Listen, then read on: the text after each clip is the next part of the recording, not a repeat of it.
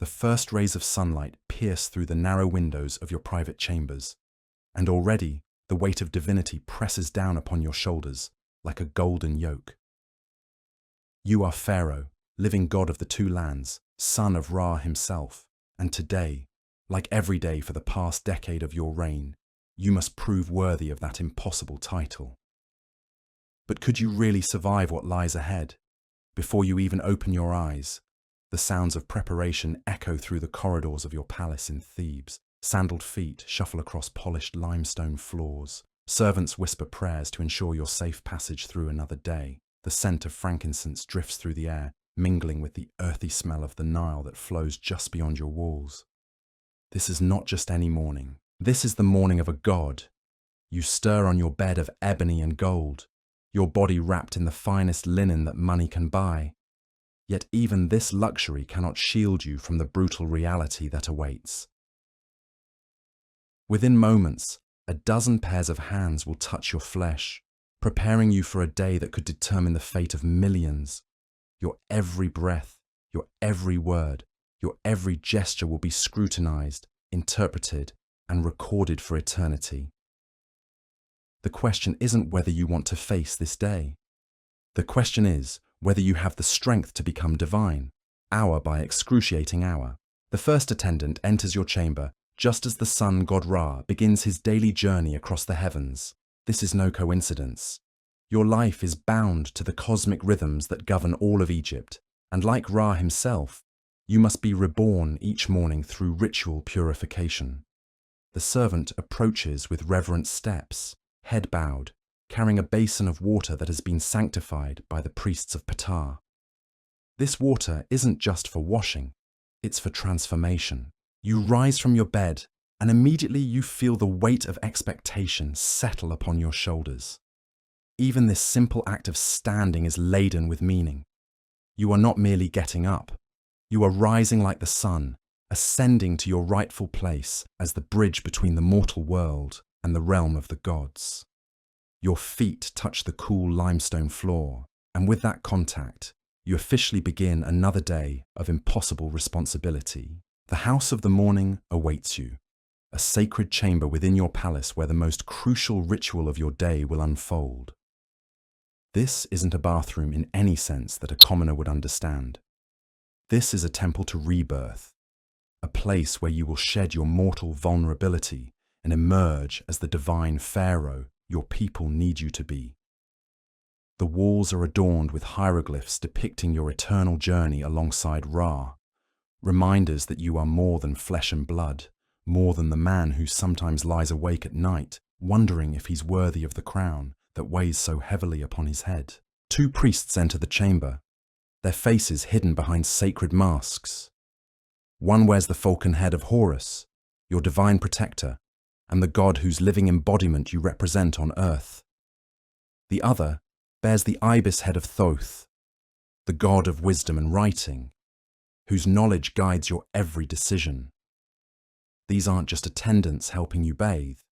They are divine intermediaries, ensuring that your morning purification connects you to the cosmic forces that sustain all of Egypt.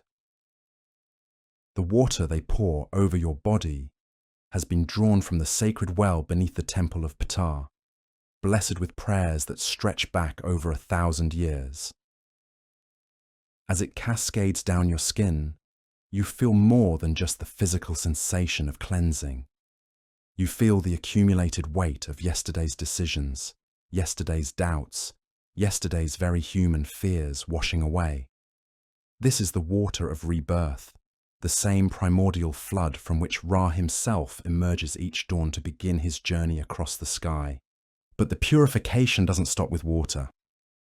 Your attendants approach with vessels of precious oils imported from the far reaches of your empire. Myrrh from Punt, cedar oil from Lebanon, frankincense from Nubia. Each drop that touches your skin costs more than most of your subjects will see in a lifetime. Yet this extravagance isn't mere luxury. It's necessity. These oils don't just anoint your body, they transform it into a vessel worthy of divine inhabitation. The scent of these precious substances fills the chamber, creating an atmosphere that feels more like a temple than a bathing room. And in many ways, that's exactly what this is. Every morning, you become both priest and sacrifice, purifying yourself so thoroughly that the gods themselves can work through your mortal form. The oils soak into your skin, and with them comes the weight of your divine responsibility. You are no longer just a man preparing for his day. You are becoming Pharaoh. As the priests anoint your limbs with sacred oils, they chant prayers in the ancient language that predates even the oldest pyramids. These aren't just words, they are incantations that bind you to the cosmic order. Spells that ensure your actions today will maintain Ma'at, the divine balance that keeps chaos at bay. Each syllable carries the power of tradition, the accumulated wisdom of dozens of pharaohs who stood in this same chamber, underwent this same transformation, and emerged to face their own impossible days. The process is meticulous, almost ritualistic in its precision. Your fingers, your toes, your face, your scalp. Every inch of your body must be purified, anointed, and blessed before you can step into the role that defines not just your day, but the fate of the most powerful civilization on Earth. This isn't vanity. This isn't indulgence. This is the price of divinity, paid fresh each morning in sacred oils and whispered prayers.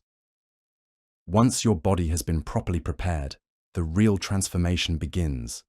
Your attendants bring forth the royal garments that will mark you as Pharaoh for the remainder of the day. But these aren't just clothes. They are symbols of power so potent that merely wearing them changes how every person in Egypt perceives you. The linen is finer than anything your subjects have ever touched, woven by master craftsmen, whose entire lives are dedicated to creating fabric worthy of a god. The linen wraps around your body like liquid light, so fine that it seems to glow in the morning sun streaming through the chamber windows. This isn't the rough, practical linen worn by farmers and labourers. This is royal linen, treated with oils and dyes that cost more than most people earn in a year. Each thread represents the pinnacle of Egyptian craftsmanship, the result of skills passed down through generations of artisans who understand that clothing a god requires perfection beyond mortal comprehension. But the linen is only the beginning. Your attendants approach with the jewelry that will complete your transformation from mortal man to living deity. Gold collars weighing dozens of pounds, crafted by the finest goldsmiths in Thebes. Bracelets inlaid with lapis lazuli from Afghanistan, turquoise from Sinai, silver from Anatolia. Each piece tells a story of conquest, trade, and the vast reach of your empire. This isn't just adornment, it's a display of power that speaks without words. The weight of the gold settles across your shoulders and chest, like armor made of sunlight. Every step you take will announce your presence through the musical chiming of precious metals. Every gesture will catch the light and throw it back in brilliant flashes that remind all who see you that you are more than human. The gold doesn't just make you look like a god, it makes you feel like one, transforming your very presence into something that inspires awe and reverence. Your crown awaits, the most sacred and terrifying piece of your regalia. The double crown of Upper and Lower Egypt, the Hedjet and Deshret, combined into a single symbol of unified power. This isn't just a hat, it's the physical manifestation of your authority over the entire Nile Valley, from the cataracts in the south to the Mediterranean in the north. The crown weighs more than you'd expect, its bulk designed to remind you with every movement that you bear responsibility for millions of lives. As the crown settles onto your head, you feel the final stage of your morning transformation complete. You are no longer the man who woke up in this chamber. You are Pharaoh, living god of Egypt, son of Ra, protector of Ma'at, the bridge between the mortal world and the realm of the divine. But with this transformation comes a weight that gold cannot capture and oils cannot wash away. You are now responsible for everything that happens in the two lands today. The priests complete their work with the application of kohl around your eyes, the sacred black paint that doesn't just enhance your appearance, but protects you from evil spirits and the harsh glare of the Egyptian sun. This isn't cosmetics in any modern sense. It's spiritual armor, a barrier between your divine essence and the chaotic forces that constantly threaten to disrupt the cosmic order. The kohl transforms your gaze into something otherworldly, making your eyes appear larger, more penetrating, more divine. As you look at yourself in the polished bronze mirror held by your attendants, you see not the person you were when you woke up, but the Pharaoh your people need you to be. Every detail of your appearance has been crafted to inspire reverence, fear, and absolute loyalty. You look like a god because you must be a god, at least for the next 16 hours until you can return to this chamber and temporarily shed the burden of divinity. But even as you admire the transformation, a part of your mind is already racing ahead to the challenges that await. Your vizier is probably pacing outside your chambers right now, clutching papyrus scrolls filled with reports that will demand your immediate attention.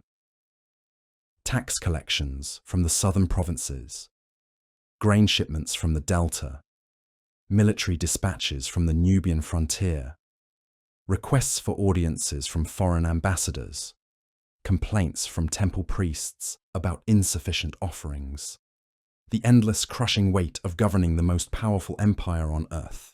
And that's just the routine business. Today, like every day, could bring crisis. A failed harvest that threatens famine, a rebellion in a distant province, a plague sweeping through Memphis, an invasion from the sea peoples. As Pharaoh, you are expected to handle any catastrophe with divine wisdom and unshakable confidence. Your people believe you can command the Nile to flood, the sun to shine, and the gods to smile upon Egypt. The terrifying truth is that sometimes you almost believe it yourself. Your morning purification is complete, but the real test is about to begin. In moments, you will step out of this sacred chamber and into the harsh light of day, where thousands of eyes will scrutinize your every move for signs of weakness, uncertainty, or mortality. You will hold court, make decisions that affect millions of lives, perform rituals that maintain the cosmic order, and somehow find time to plan for your own death and eternal journey to the afterlife. The double doors of the House of the Morning swing open with a sound like distant thunder, and beyond them lies the corridor that leads to your throne room. Your attendants fall into formation around you, creating a moving island of divinity as you begin your journey through the palace. But with each step, the weight of the day ahead presses down upon you like the stones of a pyramid. Could you survive what comes next? Could you sit on a throne for hours, dispensing justice while your back aches from the weight of gold and ceremony? Could you make decisions about war and peace, life and death, knowing that the gods themselves are watching through your eyes? Could you perform the sacred rituals that keep the sun rising and the Nile flowing, all while maintaining the perfect composure of a living deity? The corridor stretches ahead of you like a pathway to judgment, and at its end waits a throne room filled with nobles, priests, scribes, and supplicants, all expecting you to be the god they need you to be. The first figure you encounter as you emerge from the House of the Morning is your vizier, the second most powerful person in all of Egypt. And right now, he looks like a man who hasn't slept in days. His name is Pharaoh, and he served your administration for nearly a decade. But the worry lines etched deep into his face tell the story of countless dawns, just like this one. In his arms, he cradles a collection of papyrus scrolls that represent the pulse of your empire, each one demanding your immediate divine attention. "My lord," he says, dropping to one knee as you approach, his voice carefully modulated to show proper reverence while conveying unmistakable urgency. The reports from Memphis arrived before dawn. The grain shipments are 3 days behind schedule, and the harbour master fears spoilage if the barges don't reach the capital by tomorrow's flood. His words hit you like physical blows. Grain shortages don't just mean hungry people. They mean riots, rebellion, and the kind of chaos that topples dynasties. You nod once, a gesture that carries the weight of divine acknowledgement, and Parsa continues his litany of mourning crises. The Nubian governors have sent word about increased raids along the southern border. Nothing we can't handle, but they're requesting additional garrison support. Border raids. Another decision that could spiral into full-scale war if handled incorrectly. Your mind immediately begins calculating troop movements, supply lines, and the delicate balance between showing strength and avoiding unnecessary conflict. And the priests of Karnak are requesting an audience regarding the expansion of the inner sanctum. They claim they've received signs from Amun-Ra himself about the proper alignment of the new columns. Religious politics. Perhaps the most dangerous minefield you navigate daily. Displease the priests, and they can turn your own divine authority against you. But give them everything they want, and the royal treasury empties faster than sand through an hourglass. As you walk through the corridors toward your throne room, your mind processes these challenges with the speed of a scribe's stylus across papyrus.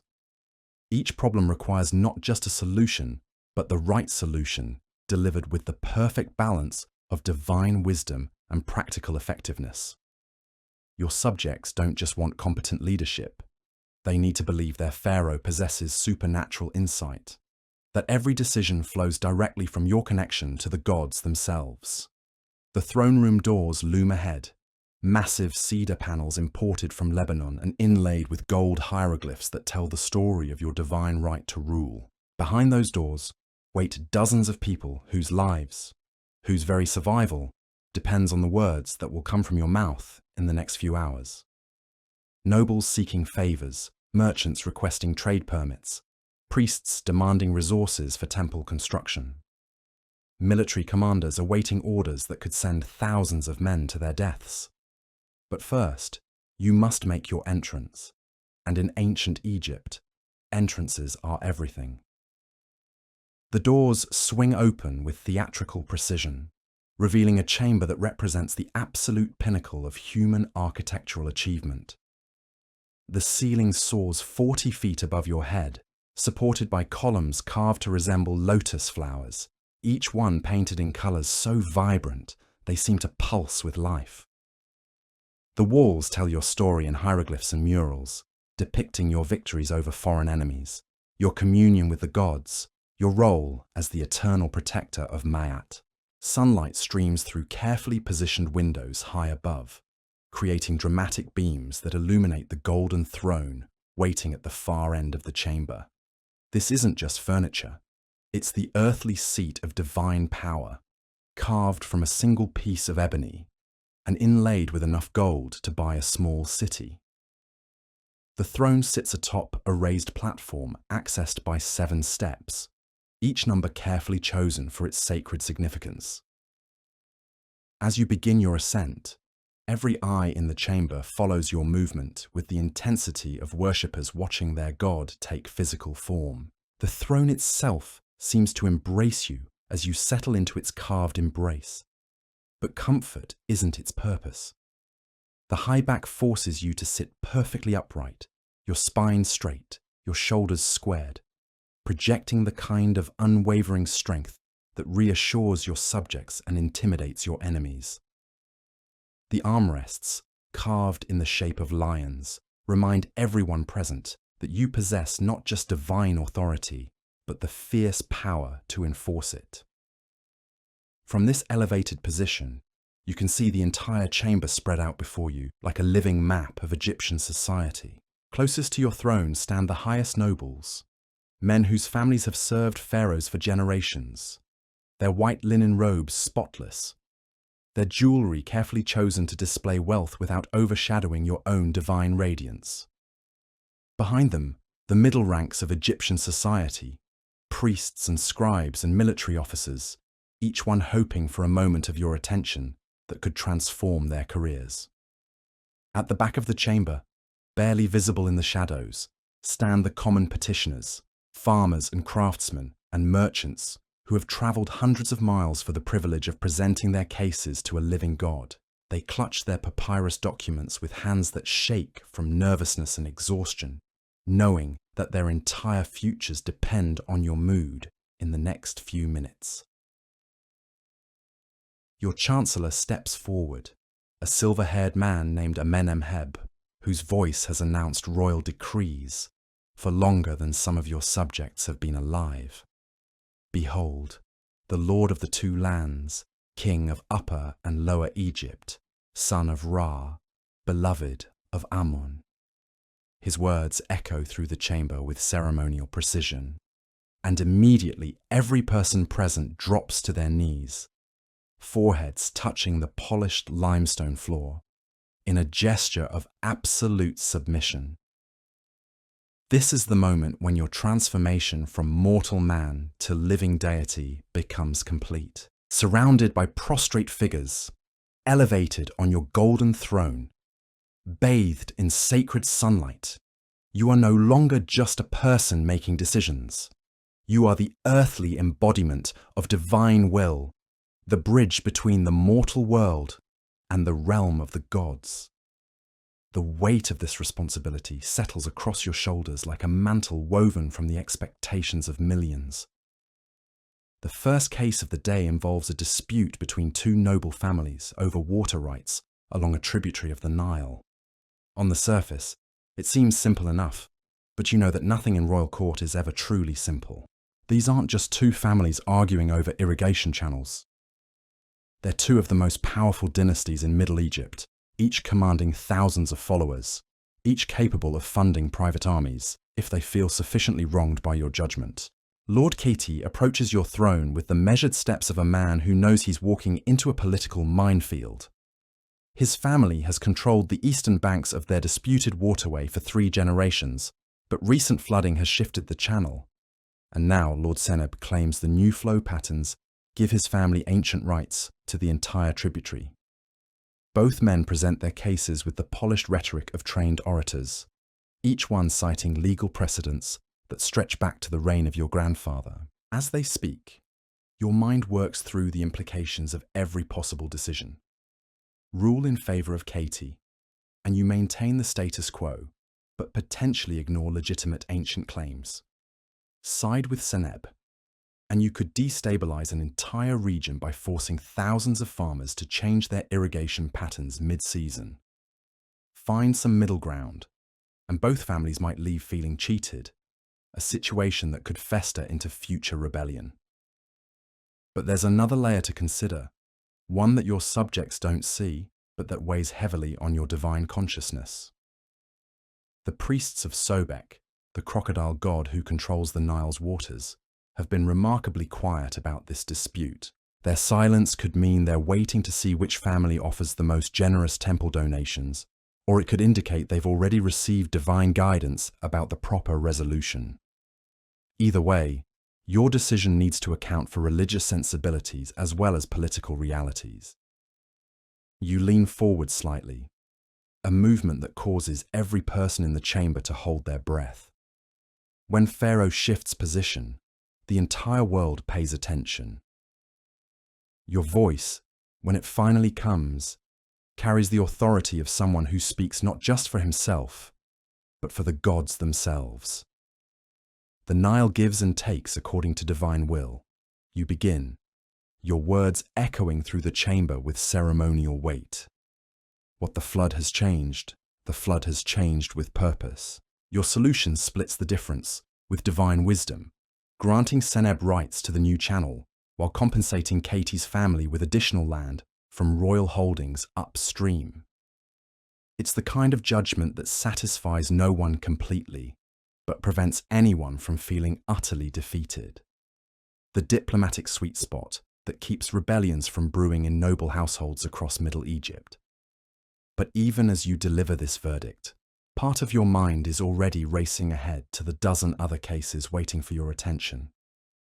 A merchant accused of cheating temple offerings, a military commander requesting permission to recruit additional soldiers from farming villages, a group of craftsmen petitioning for royal protection after their workshop was damaged in a fire. Each case requires not just a decision, but the right decision, delivered with the perfect balance of justice and political wisdom.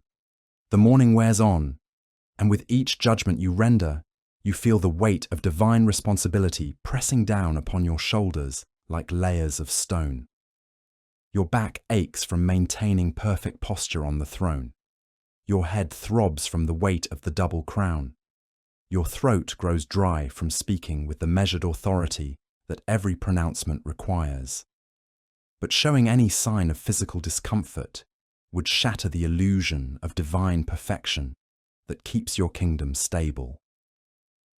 By the time the sun reaches its zenith, painting the throne room in harsh golden light, you've heard 17 different cases and rendered 17 different judgments that will affect thousands of lives across your empire. Your scribes have recorded every word, ensuring that your divine wisdom will be preserved for future generations and that your decisions can be enforced across the length and breadth of Egypt. But court is just the beginning of your day.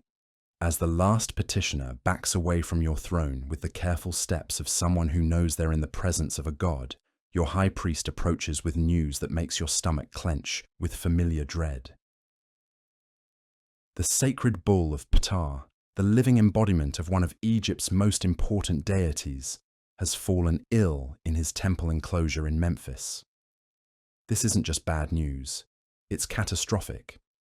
The Apis bull isn't merely a sacred animal. He's a living god, chosen by specific markings that priests interpret as divine signs, worshipped throughout Egypt as the earthly incarnation of Ptah himself. If the bull dies, it could be interpreted as a sign of divine displeasure with your reign, a cosmic warning that could destabilize your entire kingdom. Worse, finding and confirming a replacement bull could take months, during which the priests of Ptah might lose faith in your divine authority. Your mind immediately shifts into crisis management mode. You need to dispatch your best physicians to Memphis immediately, but quietly enough that word of the bull's illness doesn't spread before you can control the narrative. You need to prepare contingency plans for finding a replacement if the worst happens, and you need to consider what offerings or rituals might appease Ptah's anger before it manifests in more dangerous ways. But first, you need to get through the rest of your scheduled obligations without showing any sign of the panic that's currently churning in your divine stomach. Your subjects believe you possess supernatural wisdom and unshakable confidence. They can never know that sometimes, late at night in your private chambers, you lie awake wondering if you're making the right decisions, if the gods are truly speaking through you, or if you're just a mortal man wearing a crown that's too heavy for any human to bear. The afternoon sun streams through the throne room windows at a steeper angle now, creating new patterns of light and shadow that seem to shift and dance across the hieroglyphic murals. Your chancellor announces that the foreign ambassadors are ready for their audience, and you feel your shoulders square automatically, your spine straightening as you prepare to represent not just yourself, but the entire might and majesty of Egypt to representatives of distant lands. The first ambassador represents the kingdom of Mitanni, a powerful rival to your north, whose friendship could mean the difference between peace and devastating war. He approaches your throne with the careful deference of someone who understands he's in the presence of a living god, but refuses to be completely intimidated by divine authority.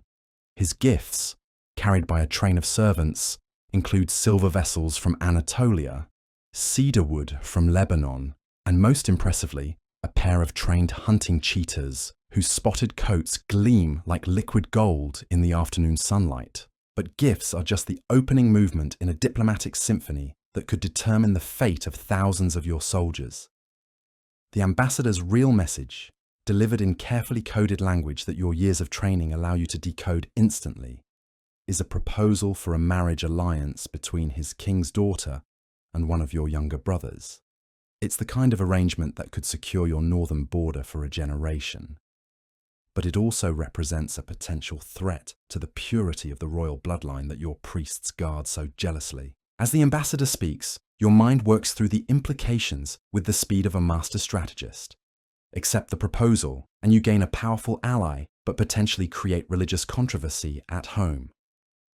Reject it, and you might face a war that could drain your treasury and cost thousands of Egyptian lives. Find some middle ground, and you might buy time to explore other options while keeping all possibilities open. Your response, when it comes, is a masterpiece of diplomatic ambiguity wrapped in divine authority. You praise the beauty and wisdom of the Mitannian princess, while suggesting that such an important alliance requires consultation with the gods themselves, a process that could take several months of careful ritual and divination. It's the kind of answer that satisfies everyone temporarily while committing you to nothing permanently, buying precious time to explore alternatives and gauge domestic reaction. But even as you navigate these treacherous diplomatic waters, another part of your consciousness is already focused on the next challenge waiting in your afternoon schedule. The master builder responsible for your mortuary temple has requested an urgent audience, and in ancient Egypt, when master builders use the word urgent, pharaohs listen very carefully indeed. The massive doors of your private audience chamber swing open with a sound that seems to echo from the depths of the underworld itself, and master builder Khaimwaset strides forward with the purposeful gait of a man who has spent his entire life turning Pharaoh's dreams into eternal stone. His calloused hands, stained with limestone dust and darkened by decades of desert sun, clutch a papyrus scroll that trembles slightly as he approaches your throne. This trembling isn't from age or weakness, it's from barely contained panic.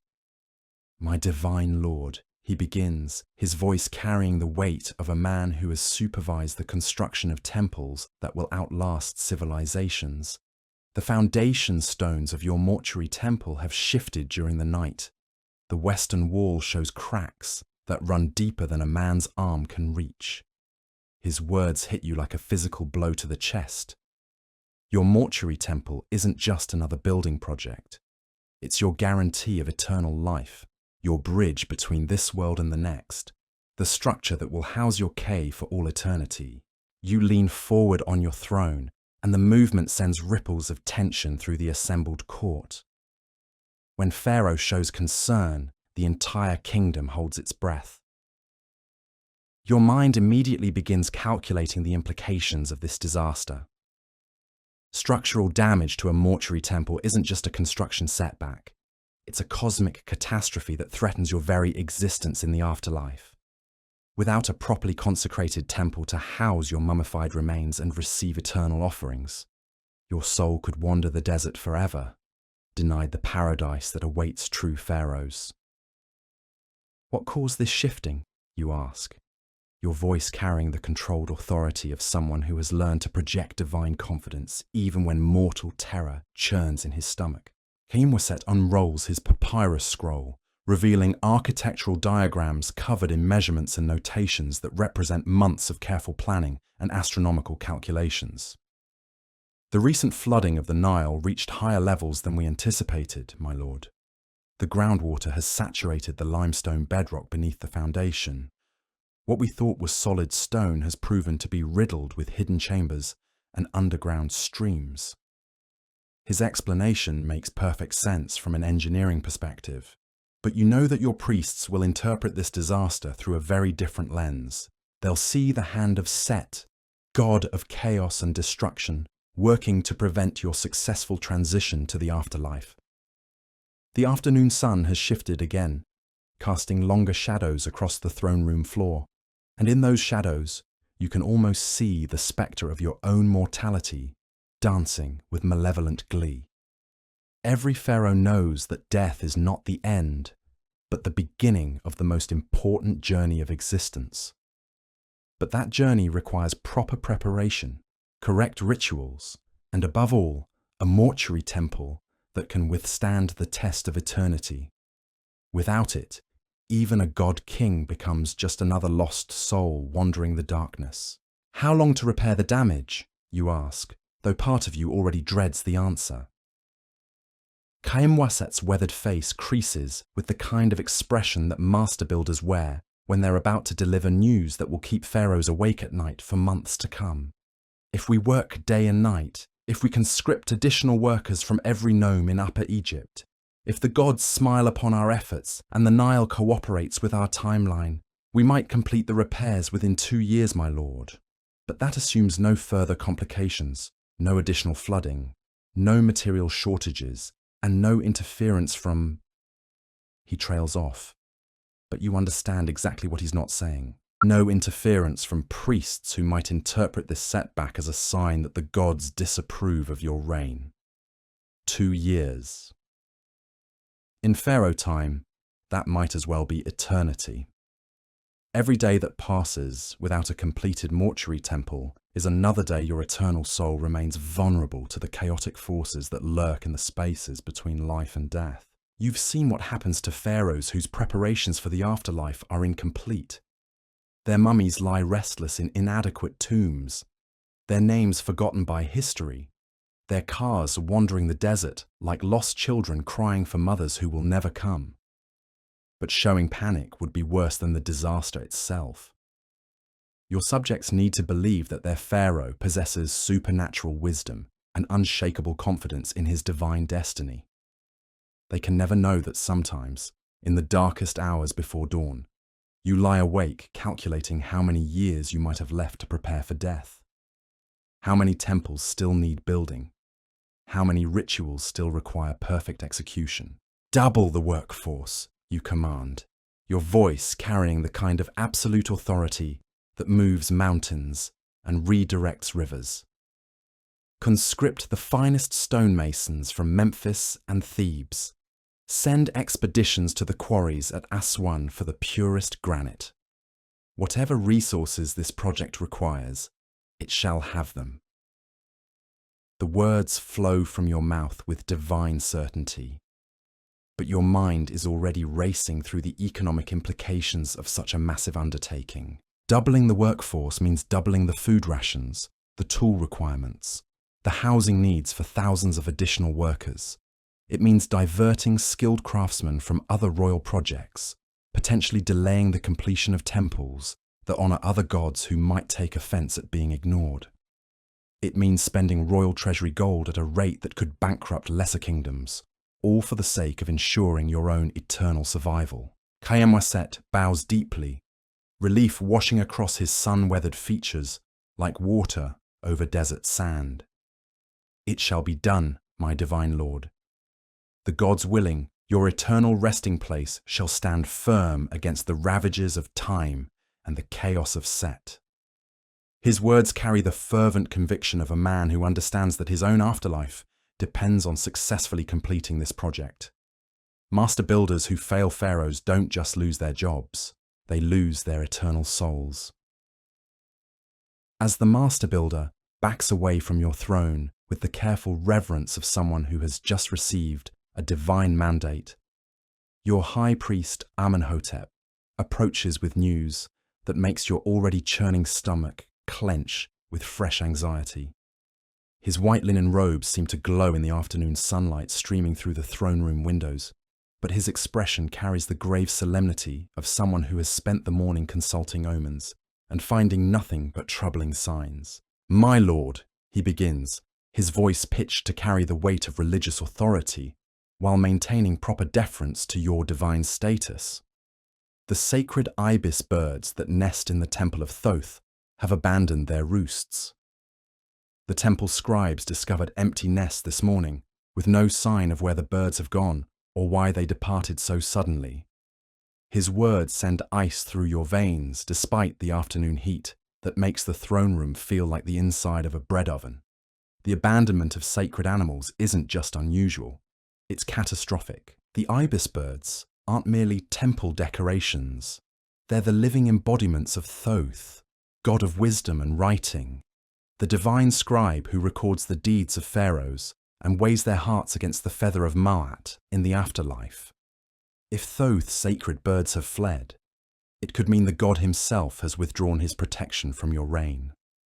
Your mind immediately begins working through the possible interpretations of this omen, each one more terrifying than the last. Perhaps Thoth is displeased with recent decisions you've made about temple funding or scribal appointments.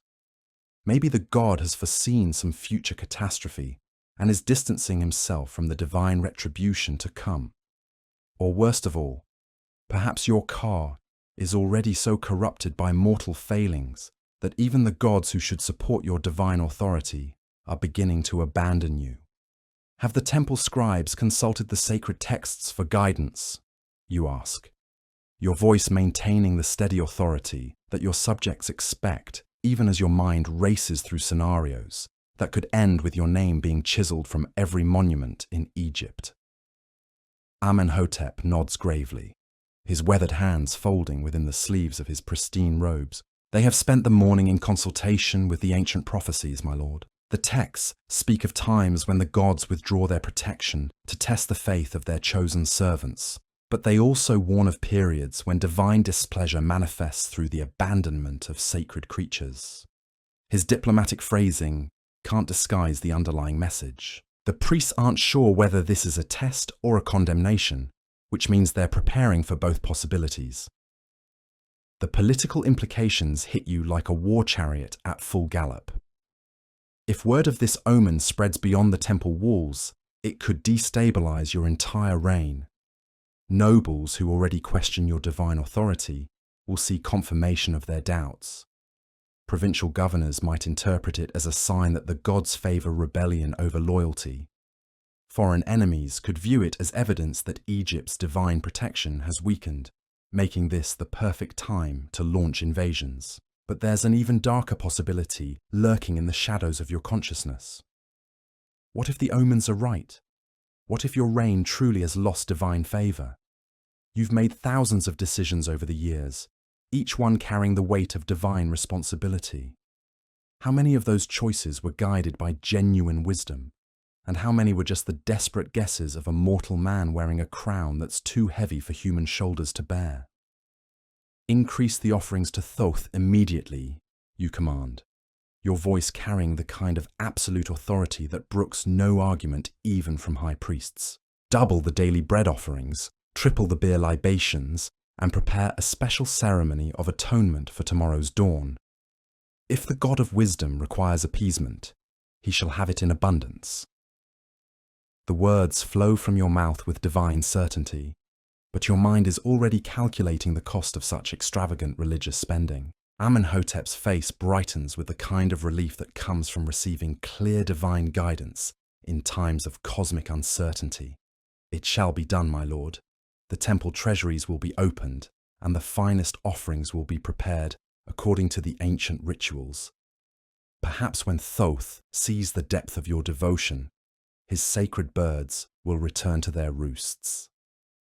His optimism sounds forced, but you understand the diplomatic necessity of projecting confidence, even when dealing with potentially catastrophic omens. As your high priest retreats with the measured steps of someone who has just received a divine mandate, you feel the weight of afternoons settling across your shoulders like a mantle woven from accumulated anxieties.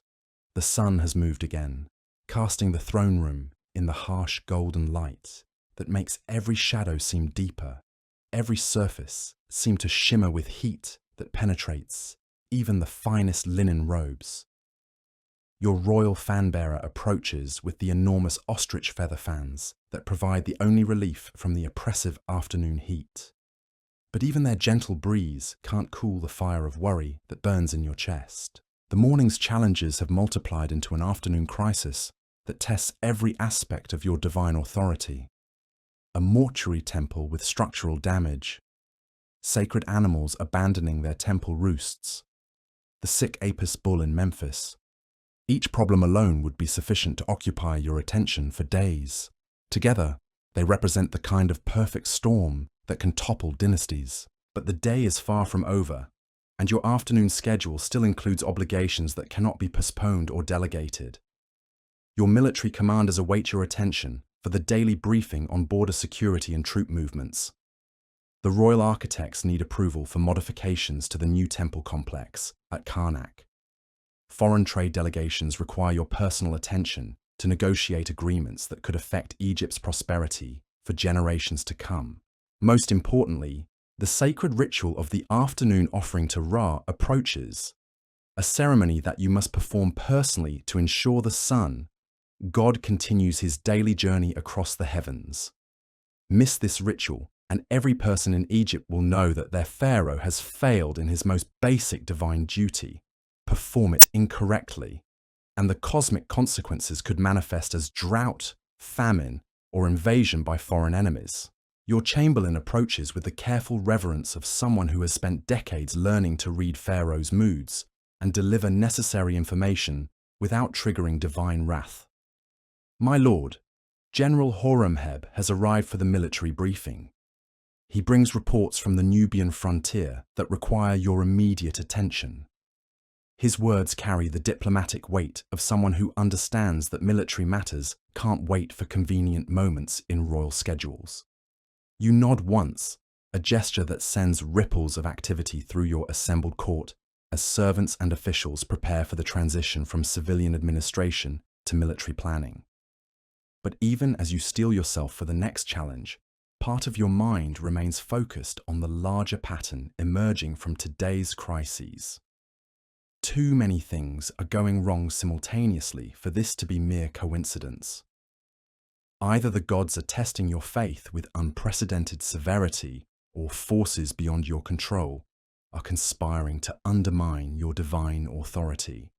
General Horemheb strides into your presence with the confident bearing of a man who has spent his entire adult life turning Pharaoh's will into military reality. His bronze armor, polished to mirror brightness, reflects the afternoon sunlight in patterns that seem to dance across the throne room walls. But his expression carries the grave seriousness of someone who brings news that could require sending thousands of young Egyptian men to their deaths in foreign lands.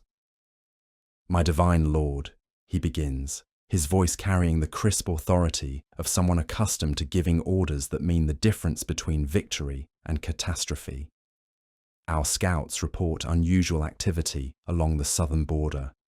Nubian raiders have been probing our frontier defences for the past month, testing our response times and mapping our garrison locations. This isn't random banditry. This is reconnaissance for a larger military operation. His words transform the throne room atmosphere from ceremonial grandeur to war council urgency. Nubian raids aren't just border skirmishes. They're challenges to Egypt's divine authority over the southern reaches of the Nile, threats to the gold mines and trade routes that finance your entire kingdom. Allow them to continue unchecked, and you'll face a full-scale rebellion that could spread throughout the southern provinces. What are our current troop strengths in the affected regions, you ask, your mind immediately shifting into the strategic thinking that distinguishes successful pharaohs from those whose reigns end in military disaster. Horemheb unrolls a papyrus map that depicts the southern frontier in meticulous detail, complete with garrison locations, supply depots, and known Nubian strongholds. We maintain 3 full companies at the fortress of Buhan, 2 companies at Semna, and a mobile reserve unit that patrols between the major installations. In total, approximately 1,500 men under arms, with additional militia that can be called up from local settlements if needed. His assessment sounds confident, but you can hear the underlying concern in his voice. 1,500 men might be sufficient to repel raids, but not enough to launch the kind of decisive campaign that would end Nubian aggression permanently. The afternoon heat seems to intensify as you study the military situation, sweat beginning to gather beneath your elaborate headdress, despite the constant movement of the ostrich feather fans. Military decisions require a different kind of divine wisdom than civilian administration. Send too few troops, and you risk a humiliating defeat that could encourage other enemies to test Egypt's strength. Send too many, and you weaken defences elsewhere while draining the royal treasury to supply a massive expedition. What do our intelligence sources tell us about Nubian intentions, you ask, knowing that successful military campaigns depend as much on information as on bronze weapons and trained soldiers? Horemheb's weathered face creases with the expression of someone who has spent decades learning to separate reliable intelligence from wishful thinking and enemy disinformation. Our spies report increased activity around the old fortresses that we abandoned during the Troubles 20 years ago. The Nubians appear to be rebuilding defensive positions and stockpiling weapons and supplies. More concerning, they've been sending emissaries to the desert tribes, possibly seeking allies for a coordinated assault on our southern provinces. His analysis paints a picture of methodical preparation that suggests the Nubians are planning something far more ambitious than simple raids. Your mind immediately begins calculating the implications of organized Nubian resistance. A coordinated assault involving multiple tribes could overwhelm your frontier garrisons and threaten the gold mines that provide much of Egypt's wealth. Worse, success in the south could inspire rebellions in other provinces, creating a cascade of military crises that could consume your entire reign in warfare. But there's another consideration that weighs heavily on your divine consciousness.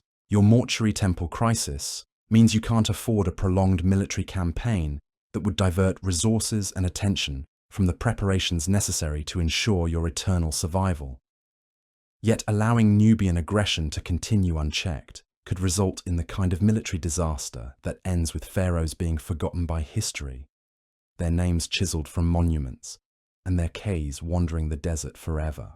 Prepare a punitive expedition, you command, your voice carrying the absolute authority of someone who speaks not just for himself, but for the gods of war themselves. 2,000 men, including a full chariot squadron and siege equipment, will strike their forward positions before they can complete their preparations, then withdraw to strengthen defensive positions along our established frontier. The strategy balances aggression with caution, demonstrating Egyptian strength while avoiding the kind of extended campaign that could drain your resources. Horemheb's face brightens with the satisfaction of a professional soldier receiving clear orders that make tactical sense. It shall be done, my lord. The expedition can be ready to march within 10 days, assuming we can secure adequate supplies and river transport for the equipment.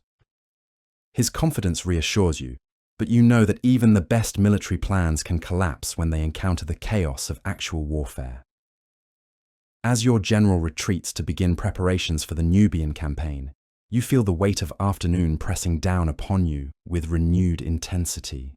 The sun has moved again, casting the throne room in the harsh light that signals the approach of evening and the sacred rituals that must be performed to ensure Ra's successful journey through the underworld during the night hours. Your attention is immediately claimed by the arrival of Vizier Rekhmir, the second most powerful man in Egypt and the administrative genius who transforms your divine will into practical governance across the entire Nile Valley. His arms are filled with papyrus scrolls that represent the pulse of your empire, each document containing information that could affect the lives of thousands of your subjects. My lord, he begins with the practiced efficiency of someone who has spent decades distilling complex administrative challenges into manageable summaries. The grain harvest reports from the Delta provinces have arrived. The flooding this year reached optimal levels, and the crop yields exceed our projections by nearly 20%. We'll have sufficient surplus to fill the royal granaries and maintain emergency reserves for the next 3 years. His words bring the first genuinely good news you've heard all day. A reminder that sometimes the gods do smile upon Pharaoh's kingdom. Excellent harvests mean more than just full stomachs for your subjects.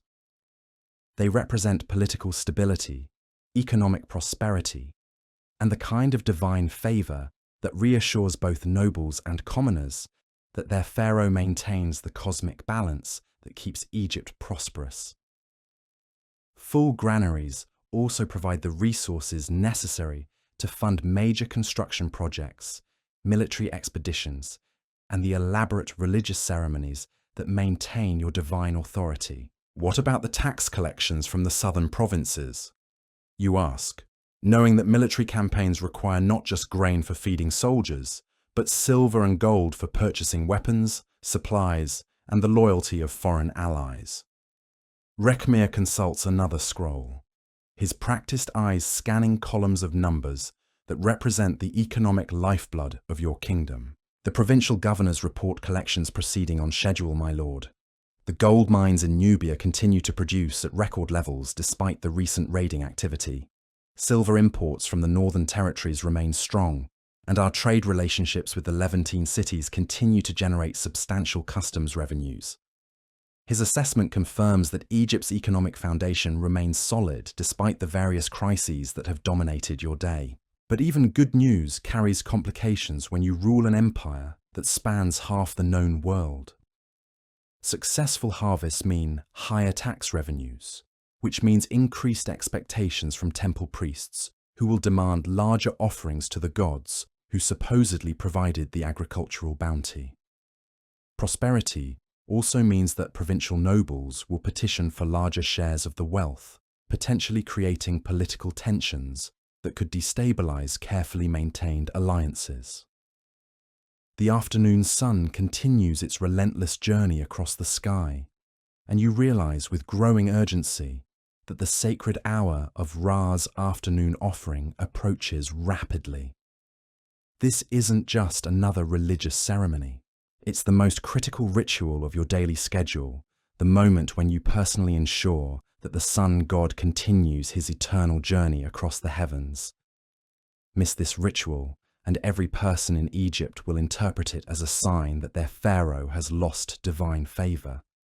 Your high priest Amenhotep appears at your side with the silent efficiency of someone who has spent decades anticipating Pharaoh's needs before they're expressed. My lord, the sacred hour approaches. The priests of Ra have prepared the afternoon offerings, and the temple awaits your divine presence.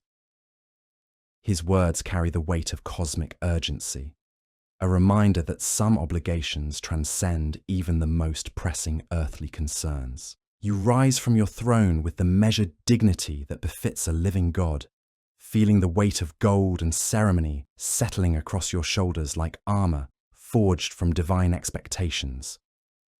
Every step toward the temple will be watched, analyzed, and interpreted by subjects who need to believe that their pharaoh maintains perfect communion with the forces that control their daily lives. The procession to the temple of Ra moves through corridors that seem to pulse with sacred energy, past walls covered in hieroglyphs that tell the eternal story of divine authority and cosmic order. Your footsteps echo against polished limestone floors with a rhythm that seems to match the beating of your own heart.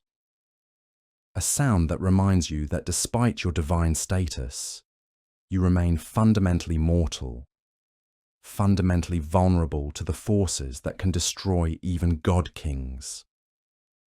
The temple's inner sanctum awaits, bathed in golden light that streams through carefully positioned windows designed to channel Ra's divine radiance directly onto the altar, where you'll perform the ritual that keeps the sun moving across the sky. The sacred objects have been prepared according to traditions that stretch back over 1,000 years, each item positioned with the precision that cosmic forces require. As you approach the altar, you feel the familiar transformation beginning, the shift from mortal man burdened by earthly concerns to divine intermediary channeling the will of the gods themselves. This is the moment when all the day's crises fade into insignificance, when political calculations and administrative challenges dissolve in the face of your primary responsibility as Pharaoh. You are the bridge between the mortal world and the realm of the divine, and in the next few minutes, you must prove worthy of that impossible role. The sacred words flow from your lips with the authority of someone who speaks not just for himself, but for the cosmic order that keeps chaos at bay. And as the ritual reaches its climax, you feel the weight of divinity settling across your shoulders like a mantle woven from starlight and divine fire. But this ritual, sacred as it is, represents only one thread in the vast tapestry of divine obligations that will consume the remainder of your afternoon. As the final words of the offering ceremony echo through the temple's stone chambers, your mind is already racing ahead to the next crisis demanding your attention. The sacred hour has been observed, Ra's journey assured for another day, but the mortal realm continues to churn with problems that only Pharaoh can solve. Your feet carry you from the temple's inner sanctum, back toward the administrative heart of your palace, where the real work of governing an empire awaits. The transition from divine ritual to earthly governance always feels jarring, like stepping from the realm of the gods directly into a marketplace filled with shouting merchants and crying children. But this is the burden of Pharaoh, to exist simultaneously in both worlds, to channel divine wisdom while managing the mundane realities that keep your kingdom functioning. The first challenge waiting for you involves the royal architects, men whose vision and skill will determine how your reign is remembered, long after your mummy rests in its golden sarcophagus. Master architect Senmut approaches with the measured confidence of someone who has spent decades turning Pharaoh's dreams into eternal stone. But his expression carries the weight of someone bearing news that could complicate already complex construction schedules. "My divine lord," he begins, his voice carrying the respectful authority of someone who understands that architectural decisions affect not just buildings, but the cosmic balance itself. The granite blocks for the new temple at Karnak have arrived from Aswan, but 3 of the massive columns show hairline fractures that could compromise structural integrity. The quarrymaster claims the damage occurred during transport, but our own inspectors believe the flaws were present in the original stone. His words hit you like a physical blow. The temple at Karnak isn't just another construction project. It's a monument to Amun-Ra that will demonstrate your devotion to the King of Gods while showcasing Egyptian architectural mastery to visitors from across the known world. Flawed columns don't just threaten structural stability, they represent potential divine displeasure, cosmic imperfection that could undermine the temple's sacred purpose. Your mind immediately begins calculating the implications of this setback. Rejecting the flawed granite means delays that could push construction into the flood season, when river transport becomes impossible and work crews must be diverted to agricultural duties. Accepting compromised materials risks creating a temple that fails to honor Amun-Ra properly, potentially bringing divine wrath down upon your entire reign. What would be required to obtain replacement stones? You ask, though part of you already dreads the answer. Senmut consults a papyrus scroll covered with calculations and shipping schedules that represent months of careful logistical planning. "The quarries at Aswan could provide replacement blocks, my lord, but the process would require approximately 4 months from cutting to delivery. The granite must be selected, shaped, transported down the Nile, and hauled overland to the construction site, and this assumes favourable weather conditions and no complications with the river levels." His assessment confirms your worst fears about the timeline implications. 4 months. In a reign where every day counts toward your preparation for eternal life, 4 months represents a significant setback that could cascade into delays affecting multiple construction projects. Your mortuary temple, already compromised by foundation problems, needs additional resources and attention. Your pyramid complex requires constant supervision to ensure proper astronomical alignment. The sacred lake beside your temple needs completion before the next flood season arrives. But accepting flawed materials would be worse than accepting delays. The gods expect perfection in structures built to honor their divine majesty, and Amun-Ra in particular has little patience for pharaohs who cut corners on temple construction. Your divine authority depends on maintaining the cosmic balance through proper ritual observance and architectural excellence. "Order replacement stones," you command, your voice carrying the absolute authority of someone who speaks for the gods themselves. Whatever delays this causes, we'll manage them through increased workforce and extended construction schedules. The Temple of Amun-Ra will be built with perfect materials, or not built at all.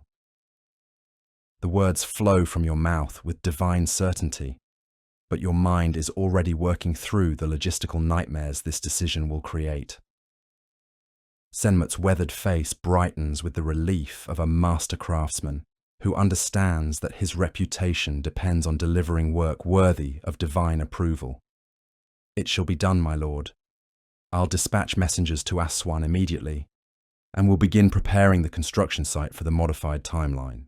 His confidence reassures you, but you know that even the best architectural plans can collapse when they encounter the realities of weather, politics, and divine intervention.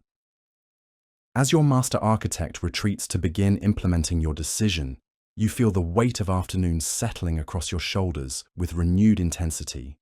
The sun has moved again, casting longer shadows across the palace corridors and reminding you that evening approaches with its own set of sacred obligations and political challenges. Your royal treasurer approaches with the careful steps of someone who bears news about the kingdom's financial health, information that could determine whether your ambitious construction projects remain feasible or must be scaled back to match available resources.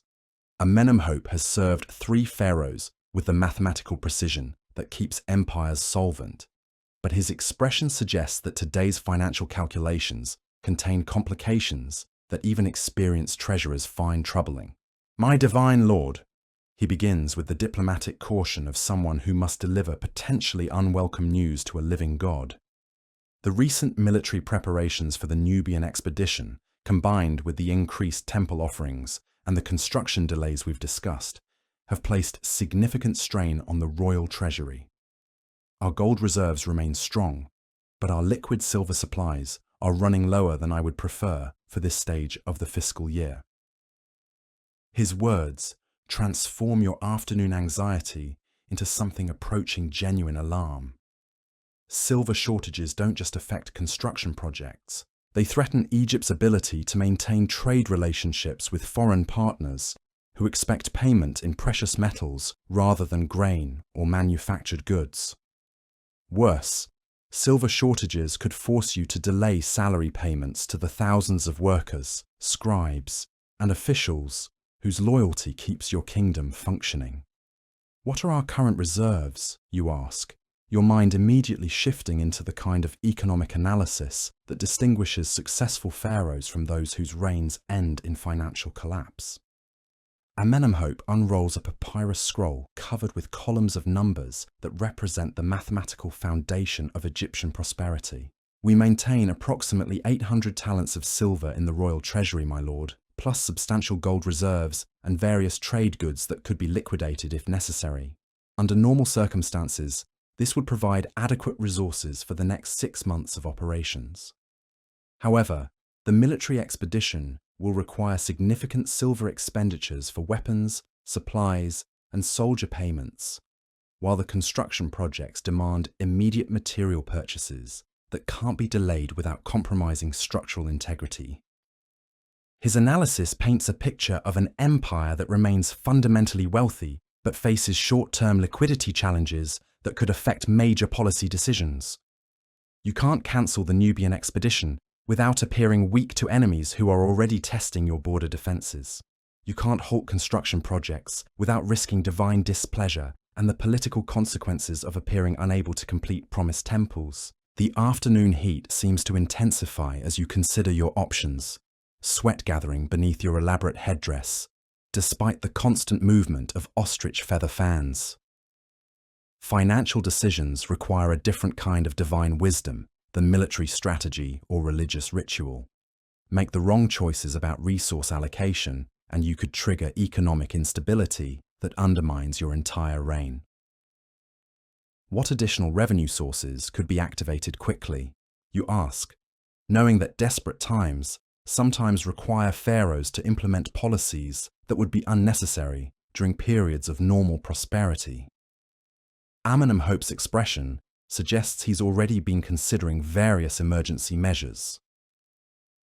We could implement temporary tax increases in the most prosperous provinces, my lord, though this risks political backlash from nobles who already feel their contributions to the royal treasury are excessive. Alternatively, we could liquidate some of the ceremonial gold objects in the palace treasury, though this would require careful handling to avoid appearing desperate to foreign observers. His suggestions represent the kind of difficult choices that test Pharaoh's political judgment. Raising taxes risks alienating the provincial governors, whose loyalty keeps distant territories connected to central authority. Selling palace treasures could be interpreted as a sign of weakness by foreign ambassadors who report back to potential enemies about Egypt's financial stability. But maintaining current spending levels without additional revenue could exhaust your reserves at precisely the moment when military action becomes necessary. Implement modest tax increases in the 3 wealthiest provinces. You decide, choosing the option that balances financial necessity with political feasibility. Frame them as temporary contributions to support the sacred construction projects that honor the gods and ensure Egypt's continued prosperity. And begin discreet inquiries about foreign silver purchases through our trade partners in the Levant. Your decision reflects the kind of political calculation that pharaohs must make daily, balancing competing pressures while maintaining the appearance of divine confidence.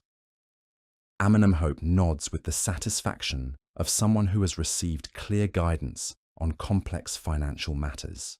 It shall be done, my lord. I'll coordinate with the provincial governors to ensure the tax increases are implemented smoothly, and I'll begin negotiations with our silver suppliers immediately. His confidence reassures you, but you know that even the best financial plans can be disrupted by crop failures, military disasters, or the countless other variables that affect imperial economics. As your royal treasurer retreats to begin implementing your financial decisions, you realize that the afternoon sun has moved significantly across the sky, casting the palace corridors in the golden light that signals the approach of evening. But your day is far from over, and the most challenging hours may still lie ahead. Your attention is immediately claimed by the arrival of High Priest Kemwaset, the most senior religious authority in your kingdom, and the man whose spiritual guidance helps you navigate the complex relationship between divine authority and mortal governance. His white linen robes seem to glow in the afternoon light, but his expression carries the grave seriousness of someone who has spent the day consulting omens and finding troubling patterns in the cosmic signs. My divine lord, he begins with the measured authority of someone who speaks not just for himself, but for the entire Egyptian priesthood. We have received disturbing reports from the temple of Hathor at Dendera. The sacred milk offerings have been curdling within hours of preparation, despite being made according to the traditional rituals that have pleased the goddess for centuries. The priestesses fear this indicates divine displeasure with some aspect of current temple management. His words send fresh waves of anxiety through your already overstressed consciousness. Hathor isn't just another deity requiring routine offerings. She's the goddess of love, music, and fertility, whose favor directly affects Egypt's agricultural productivity and social harmony. If Hathor withdraws her blessing from the land, the consequences could manifest as failed harvests, social unrest, or the kind of cosmic imbalance that destroys kingdoms. Have there been any changes in the temple's management or ritual practices? You ask, your mind immediately searching for rational explanations that might avoid supernatural interpretations. Kemwaset consults a papyrus scroll filled with temple records and administrative reports that represent months of careful observation and documentation. The temple hierarchy remains unchanged, my lord, and the rituals are being performed according to the ancient traditions. However, some of the younger priestesses have suggested that the goddess might be responding to broader concerns about the kingdom's spiritual health. The sacred animals abandoning their roosts, the structural problems with your mortuary temple, the military tensions in the south. They believe Hathor may be expressing cosmic anxiety about accumulated disruptions to Ma'at. His analysis transforms isolated problems into a pattern of divine displeasure that could threaten your entire reign. When multiple temples begin experiencing supernatural difficulties simultaneously, it suggests that the cosmic balance itself has been disturbed, that Pharaoh's actions or decisions have somehow disrupted the harmony between the mortal world and the realm of the gods. The political implications are staggering. If word spreads that multiple deities are withdrawing their favor from your reign, it could trigger the kind of religious crisis that ends with pharaohs being overthrown by priests claiming to act on behalf of displeased gods. Provincial nobles who already question your divine authority will see confirmation of their doubts. Foreign enemies will interpret divine displeasure as evidence that Egypt has become vulnerable to invasion. Prepare a grand ceremony of atonement for tomorrow's dawn, you command. your voice carrying the absolute authority of someone who refuses to accept defeat, even when facing cosmic opposition. Every temple in Thebes will participate, with offerings that demonstrate our absolute devotion to divine harmony. We'll show the gods that Pharaoh acknowledges their concerns and seeks to restore perfect balance to the kingdom. Your decision represents the kind of bold response that distinguishes successful pharaohs from those who allow crisis to overwhelm their divine authority. Khaemwaset's expression brightens with the relief of someone who has received clear guidance for managing supernatural challenges. It shall be magnificent, my lord. I'll coordinate with all the temple hierarchies to ensure unified participation, and will prepare offerings worthy of divine forgiveness and renewed favor. His enthusiasm suggests that the priesthood has been hoping for exactly this kind of decisive religious leadership. But even as you address the spiritual crisis, your mind is already racing ahead to the practical implications of organizing a kingdom-wide religious ceremony on short notice. Such an event will require enormous quantities of food, incense, ceremonial objects, and coordinated timing across dozens of temples. The costs will strain your already stressed royal treasury, but the political necessity of demonstrating divine favor outweighs financial concerns. The afternoon continues its relentless progression toward evening, and you realize that your most challenging obligations still await. The sacred evening meal approaches. A ceremony that requires your personal participation to ensure proper honor is paid to the gods who sustain Egyptian prosperity. But first, you must receive the daily military briefing that keeps you informed about threats to your kingdom's security. General Amenemheb strides into your presence with the confident bearing of someone who has spent decades defending Egypt's borders against enemies who would destroy everything you've built. His bronze armor gleams in the afternoon light, but his expression carries the focused intensity of someone who brings news that could require immediate military action. "My divine lord," he begins with the crisp authority of a career soldier, "our spies report increased activity along the western frontier. Libyan tribes have been gathering in unusual numbers near the old border fortifications, and our scouts have observed supply caravans moving toward their encampments under cover of darkness. This pattern suggests preparation for coordinated military action rather than seasonal migration or trading activity." His words add another layer of complexity to your already overwhelming afternoon crisis management. Libyan raids represent a different kind of threat than Nubian aggression. Where the Nubians seek to reclaim territory they consider ancestrally theirs, the Libyans are opportunistic raiders who strike when Egypt appears vulnerable, seeking plunder rather than permanent conquest. What are our current defensive capabilities in the affected regions? You ask, your mind immediately shifting into the strategic thinking that military crises demand. Amenemheb unrolls a detailed map showing the western approaches to the Nile Delta, complete with garrison locations and patrol routes. We maintain 2 full companies at the fortress of Zawit el Rakam, with additional patrols based at the smaller outposts along the caravan routes. Our total strength in the region numbers approximately 1,000 men, supported by local militia units that can be activated if hostilities commence. However, if the Libyans are coordinating with other tribal groups, we could face significantly superior numbers. His assessment reveals the fundamental challenge of defending an empire that spans vast distances with limited military resources.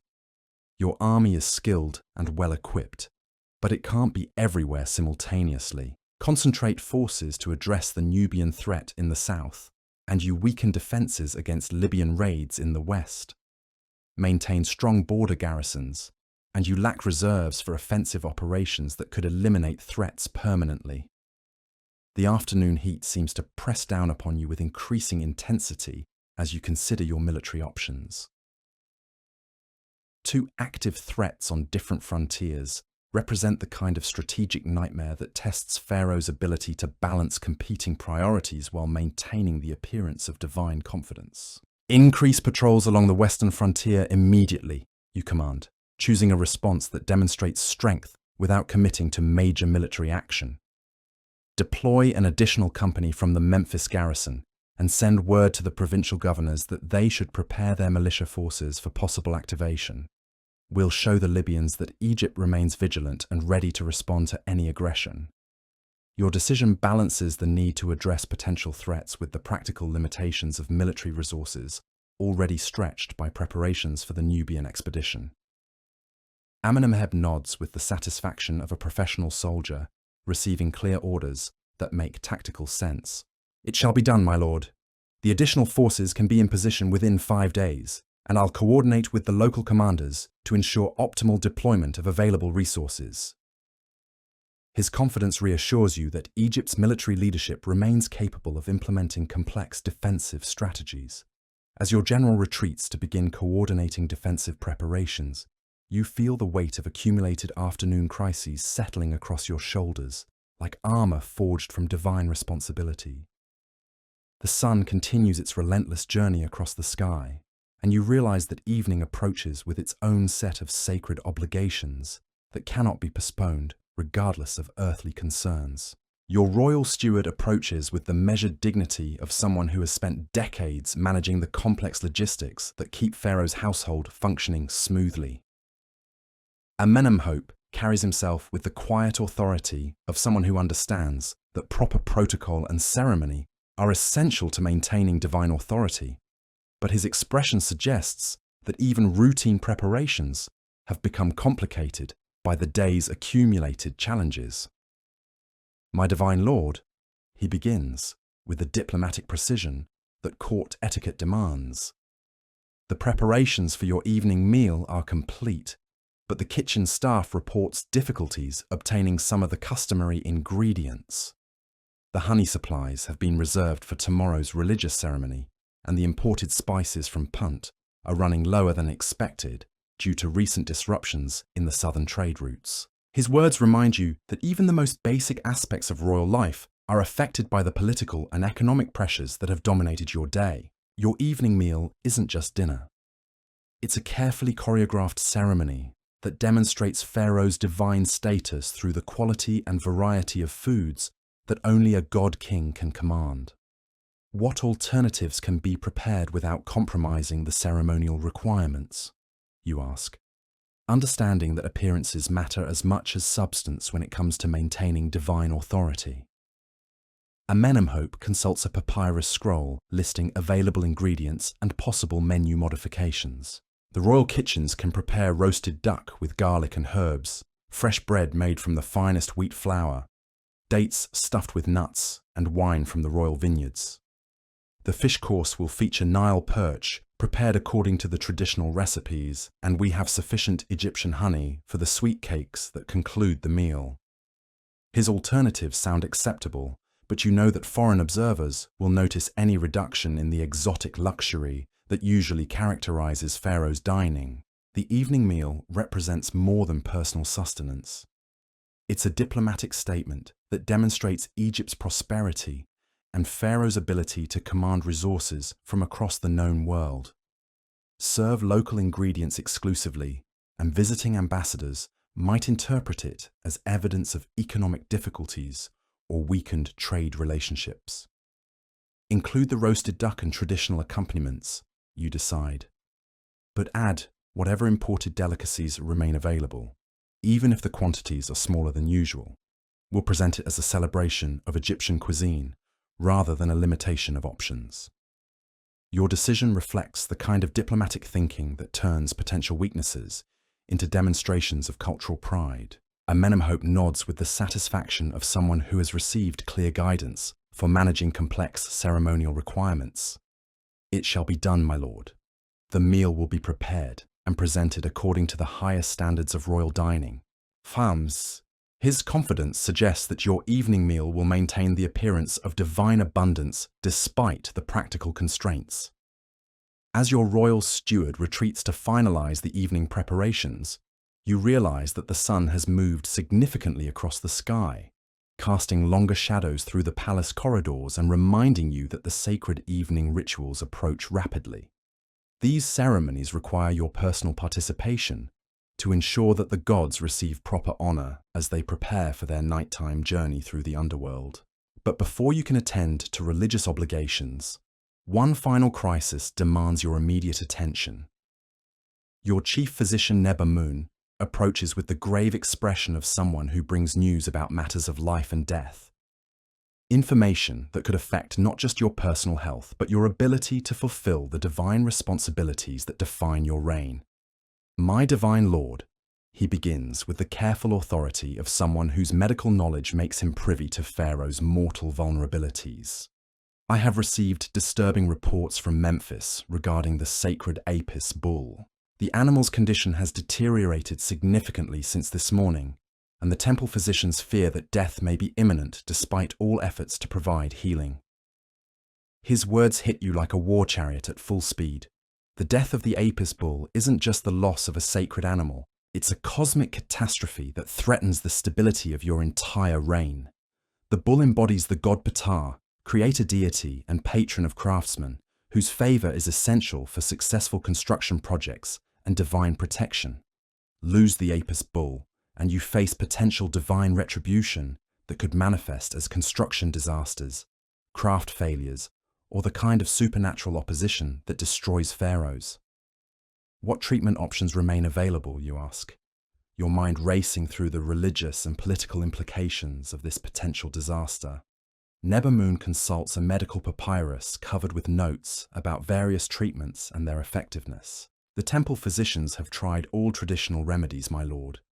Sacred herbs, blessed oils, prayers to Ptah and other healing deities.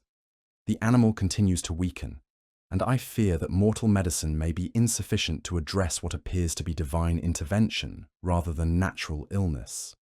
His assessment suggests that supernatural forces may be at work, making this crisis even more dangerous than natural disease. The political ramifications are staggering.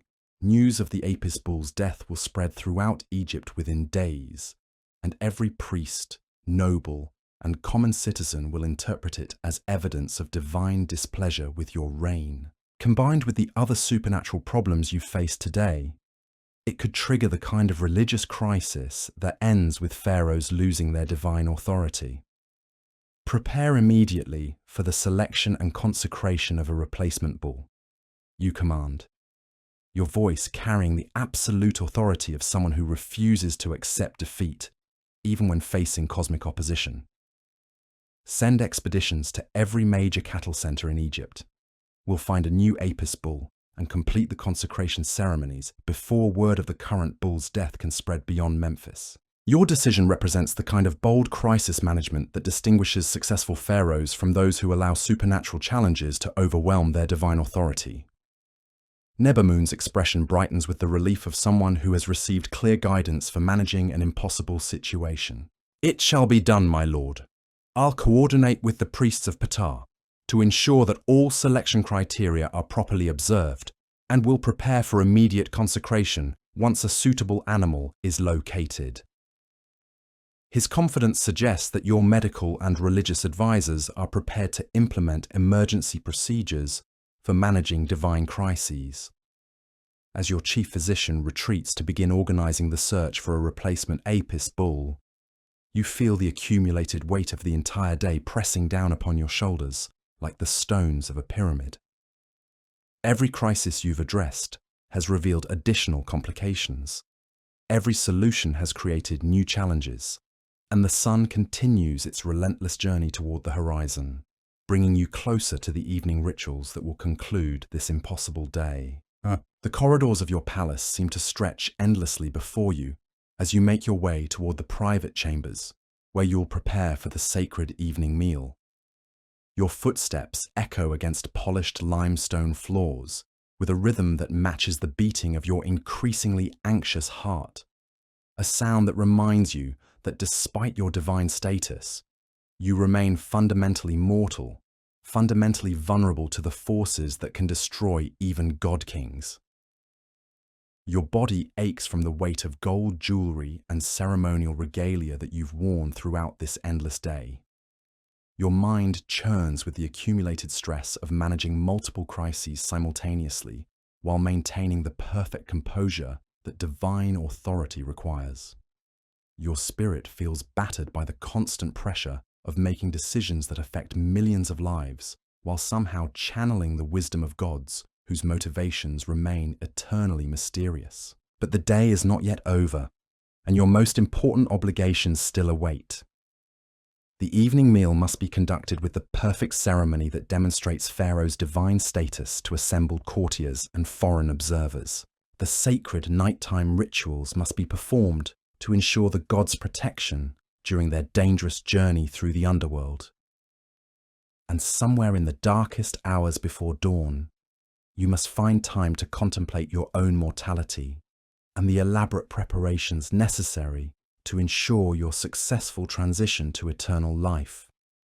As you approach your private chambers, where servants wait to help you prepare for the evening ceremonies, you can't help but wonder if mortal flesh and spirit can truly bear the impossible burden of divinity. The weight of the double crown seems heavier with each passing hour.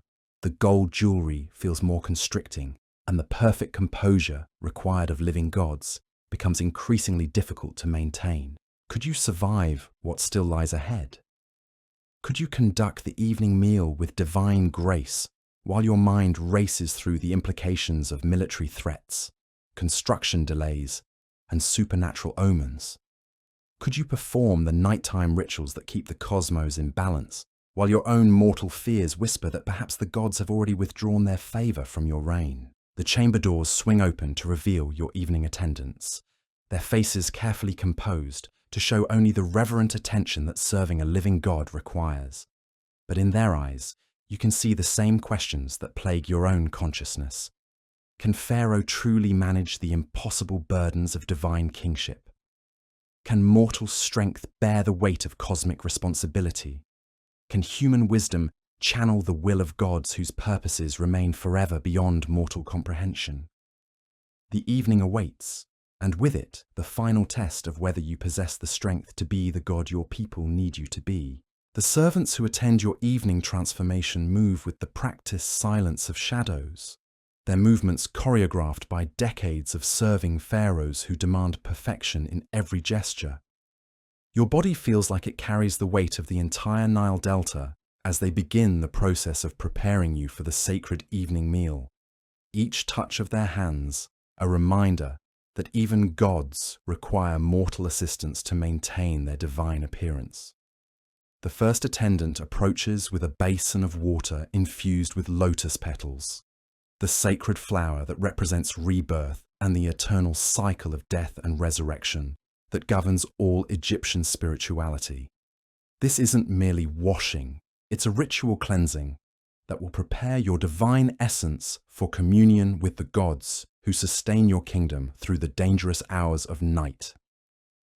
As the scented water cascades over your hands and face, you feel some of the day's accumulated stress dissolving, though the deeper anxieties remain embedded in your consciousness like thorns.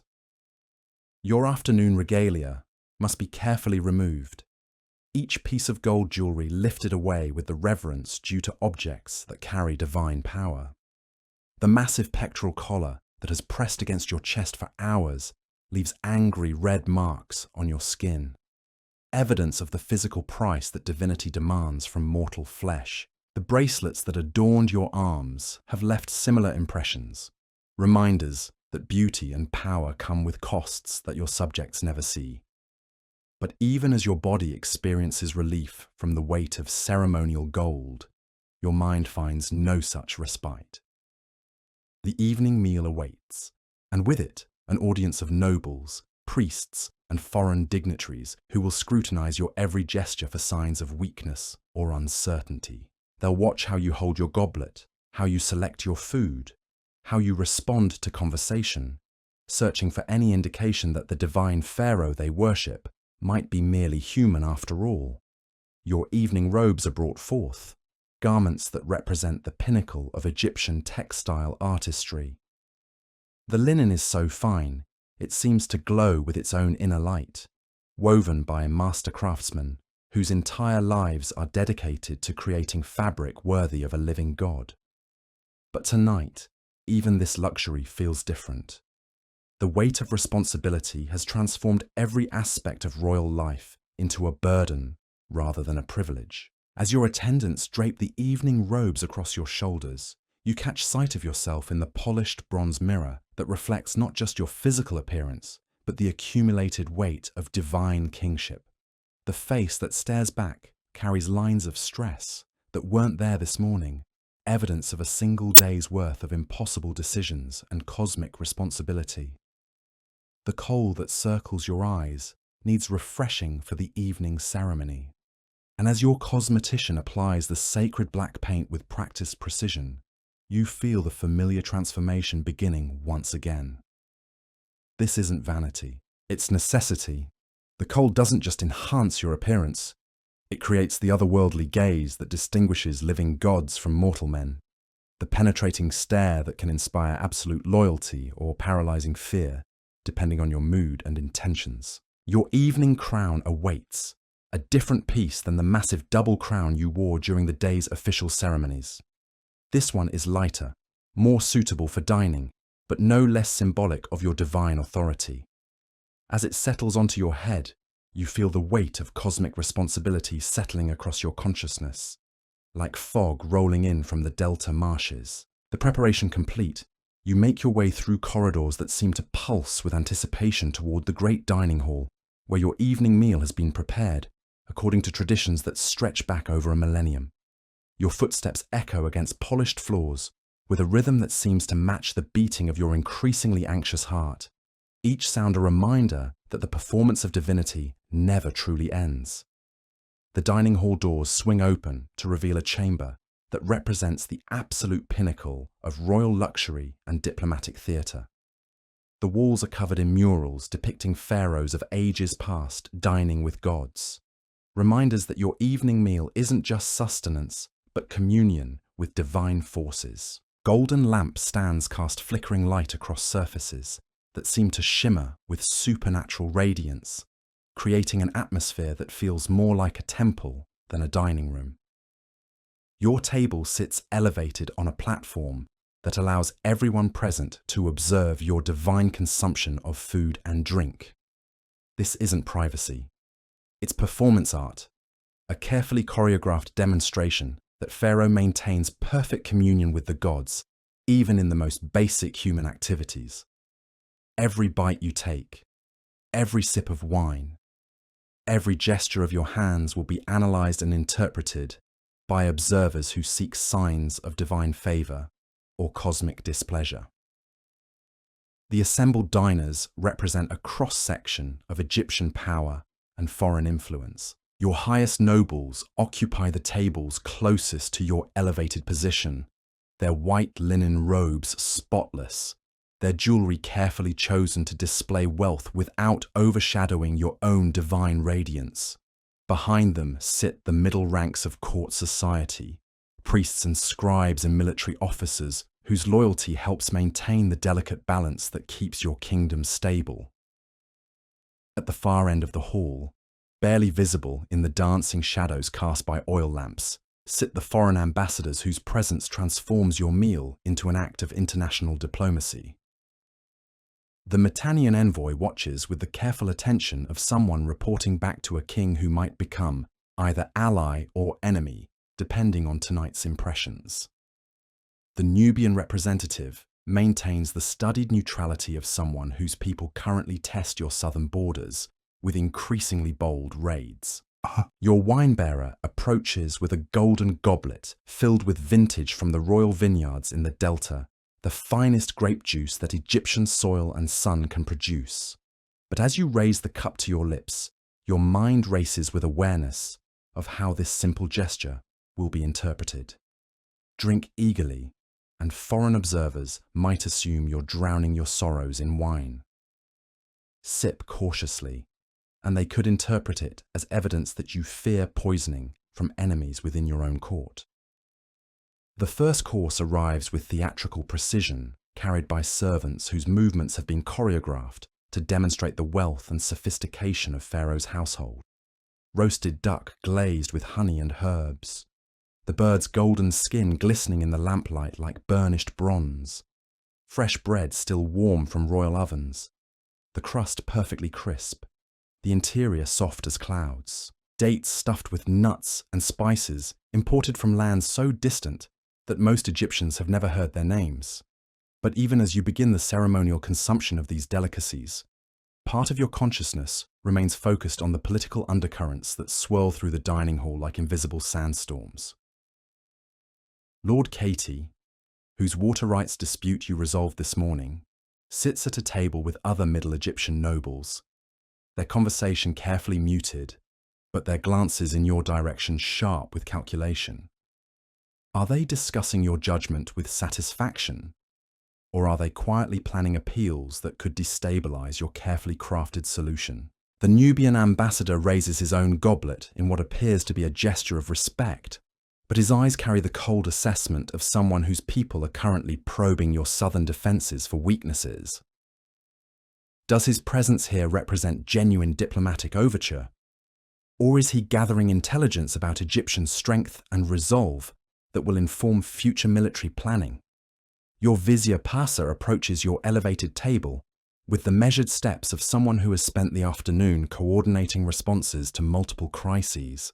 His expression maintains the perfect composure that court etiquette demands, but you can read the subtle signs of stress in the tightness around his eyes, the slight hesitation in his movements that suggests he carries news that could complicate your evening even further. "My divine lord," he says, his voice pitched to carry only to your ears, despite the apparent casualness of his approach. "The dispatches from Memphis have arrived. The situation with the sacred bull has developed complications that may require your immediate attention after the evening meal concludes." His diplomatic phrasing can't disguise the underlying urgency, a reminder that even during moments of supposed relaxation, Pharaoh remains perpetually on duty. You nod once, a gesture so subtle that most observers would miss it entirely. But Passer understands that his message has been received and will be addressed at the appropriate time. This is the burden of divine kingship, the constant awareness that crisis management never truly pauses for ceremony or personal needs. The next course arrives as if summoned by the gods themselves, fresh fish from the Nile, prepared according to recipes that have pleased pharaohs for generations. The flesh flakes perfectly under your eating knife, seasoned with herbs that grow wild along the riverbanks, where Egyptian civilization first took root. But even this simple pleasure carries diplomatic weight. Your choice of which pieces to eat first, which seasonings to favor, how much enthusiasm to display, all send messages to foreign observers about Egyptian preferences and royal character. Conversation flows around you like the current of the great river itself, a mixture of court gossip, diplomatic small talk, and carefully veiled political maneuvering. Your nobles discuss the recent harvest reports with the kind of casual confidence that comes from knowing their granaries are full and their tax obligations manageable. The priests exchange observations about various temple construction projects, their voices carrying the satisfaction of men whose religious authority remains unchallenged despite the day's supernatural complications. But beneath the surface pleasantries, you can sense undercurrents of tension that reflect the broader challenges facing your reign. The military commanders speak in voices slightly too quiet for casual conversation, their words carrying the weight of men who understand that multiple frontier threats require careful coordination and adequate resources. The foreign ambassadors maintain polite neutrality while their eyes catalogue every detail of Egyptian wealth and military capability. Your royal food taster, a position that exists precisely because pharaohs face constant threats from poisoning, approaches each new dish with the methodical precision of someone whose life depends on detecting danger before it reaches divine lips. His survival serves as both protection and political theatre, a reminder to all present that even gods must remain vigilant against mortal treachery. The wine continues to flow, vintage after vintage, from royal cellars that represent generations of careful cultivation and storage. Each cup carries the essence of Egyptian soil and sunshine, transformed through human skill into liquid that can inspire poetry or dull the sharp edges of impossible responsibility. But tonight, even wine cannot wash away the accumulated stress of managing an empire while maintaining perfect divine composure. A commotion near the hall's entrance draws your attention to the arrival of a messenger, his dusty robes and exhausted demeanor suggesting urgent news from distant provinces. Protocol demands that such interruptions during royal meals be handled with extreme discretion. But the messenger's presence alone sends ripples of tension through the assembled diners. In ancient Egypt, unexpected news during formal ceremonies rarely brings glad tidings. Your chamberlain intercepts the messenger with smooth efficiency, guiding him away from the main dining area to receive his report without disrupting the evening's diplomatic theatre. But you can see the anxiety in courtiers' faces as they try to maintain casual conversation while wondering what crisis might be developing beyond the palace walls. The main course arrives with the kind of ceremonial flourish that transforms simple dining into divine spectacle. Roasted beef from cattle raised on the finest delta pastures, the meat so tender it seems to dissolve on your tongue.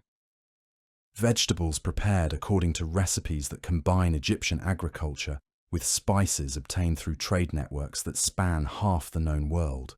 Sauces that blend familiar flavors with exotic ingredients imported at costs that could feed entire villages. But even as you participate in this elaborate display of royal abundance, your mind remains focused on the larger patterns of challenge and crisis that have defined your day. The structural problems with your mortuary temple, the sacred animals abandoning their temple roosts, the military threats developing simultaneously on multiple frontiers, the financial pressures that strain even Egypt's vast resources. Each problem alone would be manageable through the application of divine wisdom and royal authority. But together, they represent the kind of perfect storm that tests Pharaoh's ability to maintain cosmic balance while dealing with the practical realities of governing an empire that spans thousands of miles and millions of subjects. Your queen, resplendent in robes of the finest linen and jewelry that catches the lamplight like captured stars, maintains the perfect composure that royal marriage demands. But you can see in her eyes the same awareness of mounting pressures that weighs upon your own consciousness. She understands, perhaps better than anyone else in the kingdom, the impossible burden of maintaining divine authority while dealing with fundamentally human limitations and fears. The conversation around your table touches on subjects that range from temple architecture to foreign trade agreements, each topic carrying political implications that require careful navigation. Your responses must demonstrate supernatural wisdom while revealing nothing that could be used against Egyptian interests by foreign observers. Every word becomes a diplomatic calculation, every gesture a statement of royal policy. Sweet cakes arrive to conclude the meal, their honey-glazed surfaces gleaming like miniature suns in the flickering lamplight. These aren't just desserts. They're symbols of Egyptian prosperity and divine favor, reminders that Pharaoh's kingdom produces abundance even in the sweet delicacies that conclude royal dining. But tonight, even honey cannot sweeten the bitter taste of accumulated anxiety that coats your divine consciousness. As the formal dining ceremony draws toward its conclusion, you become increasingly aware that the evening's most challenging obligations still await. The sacred nighttime rituals must be performed to ensure the gods' protection during their dangerous journey through the underworld. Reports from distant provinces must be reviewed and responded to with appropriate wisdom. The crisis with the sacred Apis bull requires immediate attention that could determine whether divine favor continues to smile upon your reign. Your nobles begin the carefully choreographed process of departing from the royal presence, each group leaving according to strict protocols that maintain proper hierarchy while demonstrating appropriate reverence for divine authority. The foreign ambassadors withdraw with diplomatic courtesy, their expressions revealing nothing of the intelligence they've gathered about Egyptian capabilities and royal character. But even as the dining hall empties, your consciousness remains occupied by the weight of responsibilities that acknowledge no boundaries between day and night, public ceremony and private reflection.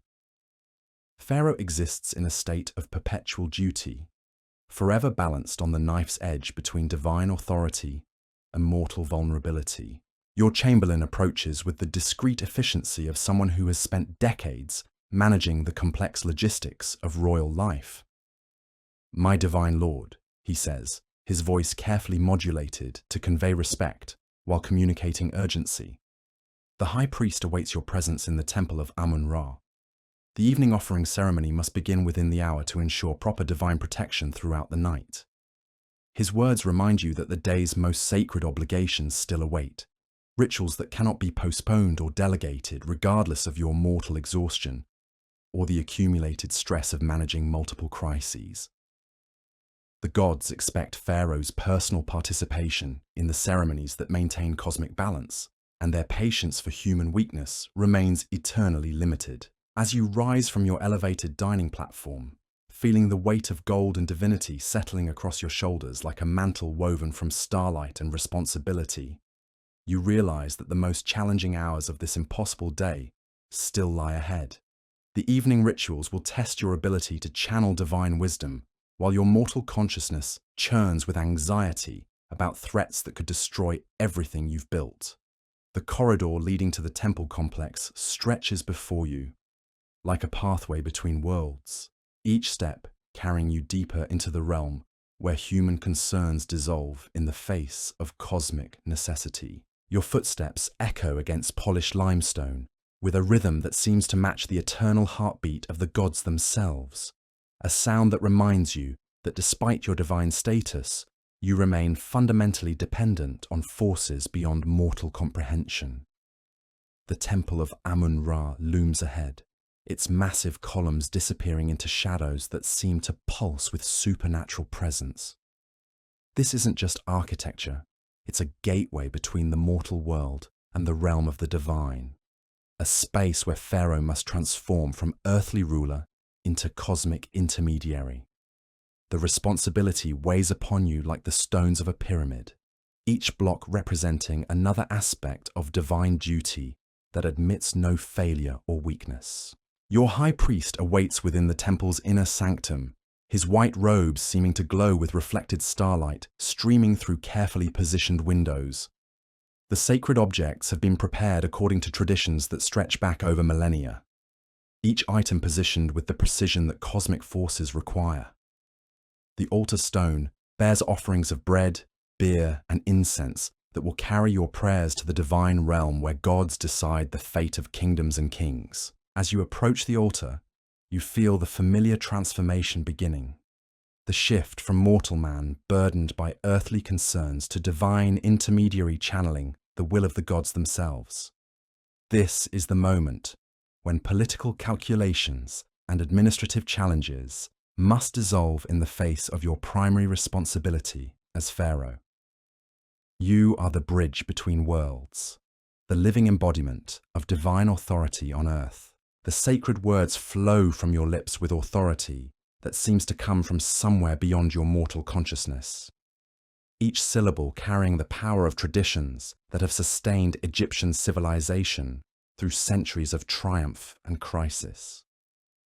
You speak not just for yourself, but for the millions of subjects who depend on your ability to maintain proper relationships with the forces that control their daily lives. The incense rises in spirals that seem to carry your prayers directly to the divine realm, its fragrant smoke creating patterns that your trained eyes interpret as signs of divine reception and approval.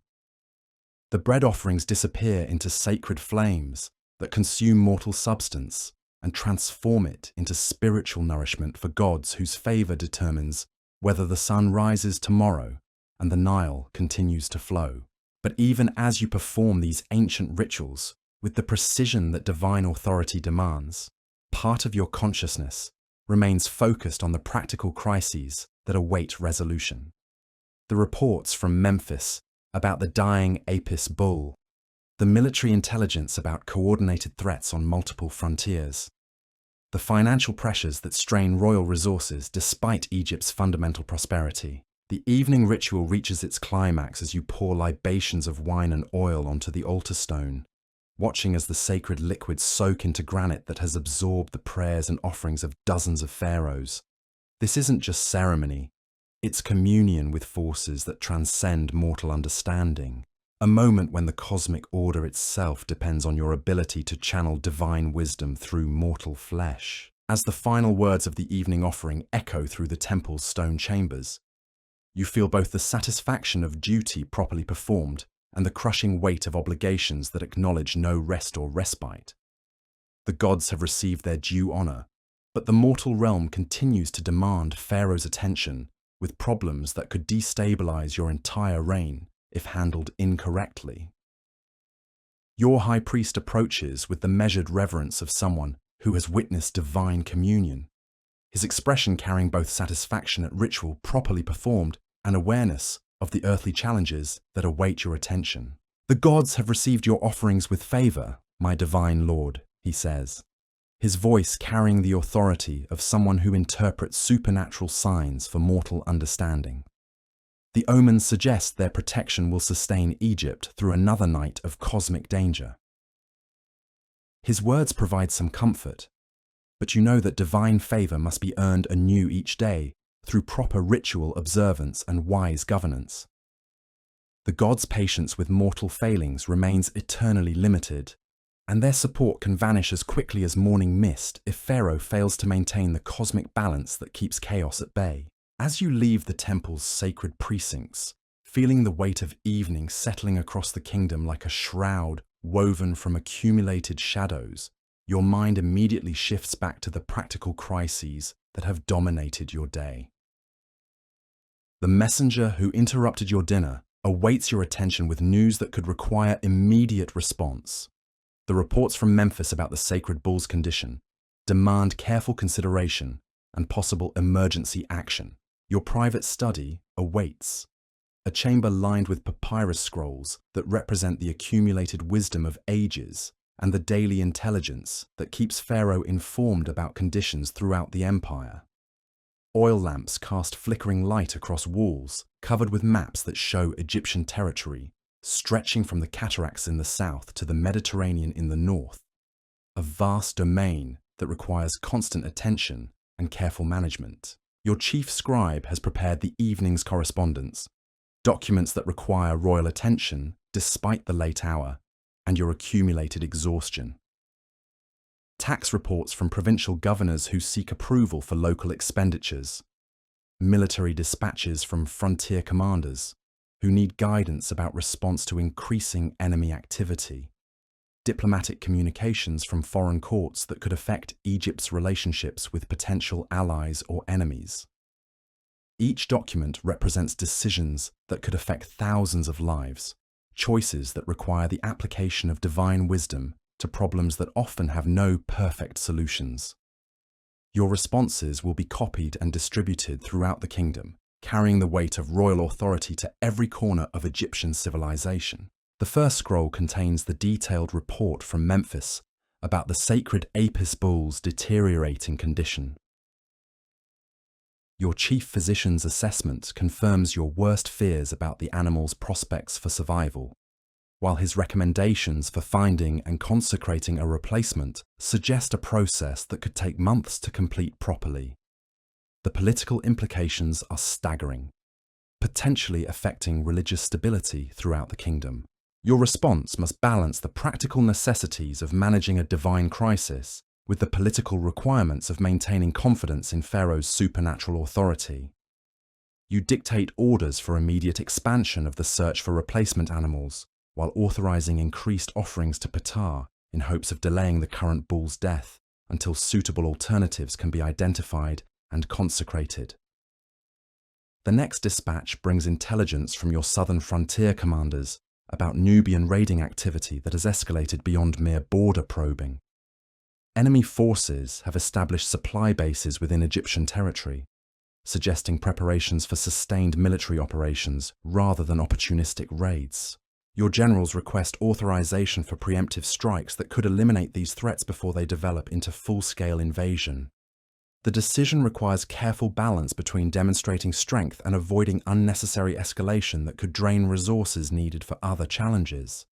You authorize limited offensive operations designed to disrupt Nubian preparations while avoiding the kind of major campaign that would commit Egypt to prolonged warfare on multiple fronts. Additional reports arrive throughout the evening, each one adding new layers of complexity to the challenges facing your reign. The western frontier shows increased Libyan activity that parallels Nubian movements in the south, suggesting possible coordination between traditional enemies of Egypt. Trade routes through the Levant report disruptions that could affect crucial silver imports needed to maintain royal treasury liquidity. Your responses to each crisis must demonstrate the supernatural wisdom that distinguishes divine pharaohs from mortal rulers, while acknowledging the practical limitations that constrain even god-kings. Every decision carries the potential for unintended consequences that could cascade into disasters affecting millions of subjects who depend on Pharaoh's ability to maintain cosmic balance. As the night deepens and oil lamps burn lower in their bronze stands, you become increasingly aware of your own mortal limitations despite your divine status. Your body aches from the day's accumulated stress and the weight of ceremonial regalia that divine authority requires. Your mind feels overwhelmed by the complexity of managing an empire while maintaining perfect composure in the face of mounting challenges. But the evening's obligations are far from complete. Your personal preparations for death and eternal life require attention that cannot be postponed regardless of immediate crises. The structural problems with your mortuary temple demand review of architectural reports and authorization of emergency repairs that will strain royal resources. The selection of grave goods and funerary equipment requires decisions that will determine your comfort and status in the afterlife. Your royal architect's latest assessment of the mortuary temple situation reveals complications that exceed even your pessimistic expectations. The foundation damage has spread beyond the western wall, affecting structural integrity throughout the complex. Complete reconstruction of major sections may be necessary, a process that could require years to complete and resources that would bankrupt lesser kingdoms. The implications extend far beyond construction delays and financial costs. Your preparations for eternal life depend on having a properly consecrated temple ready to receive your mummified remains and conduct the rituals that will ensure successful transition to divine existence in the afterlife. Delay these preparations, and you risk the kind of spiritual catastrophe that condemns even pharaohs to eternal wandering in the desert of the dead. Your instructions to the master builder reflect the desperate urgency of someone whose eternal survival depends on mortal craftsmanship. Double the workforce again if necessary. Conscript the finest stonemasons from every nome in Egypt. Purchase the most expensive materials regardless of cost. Whatever resources the project requires, it must have them, even if completing the temple bankrupts the royal treasury and leaves future pharaohs to deal with financial consequences. As you review plans for your burial chamber and the elaborate mechanisms designed to protect your mummy from tomb robbers, you're struck by the fundamental irony of divine kingship. You spend your entire reign preparing for death while trying to govern a kingdom that requires your constant attention to remain stable. The afterlife demands meticulous planning and enormous resources, but neglecting present responsibilities could result in losing the throne before you die naturally.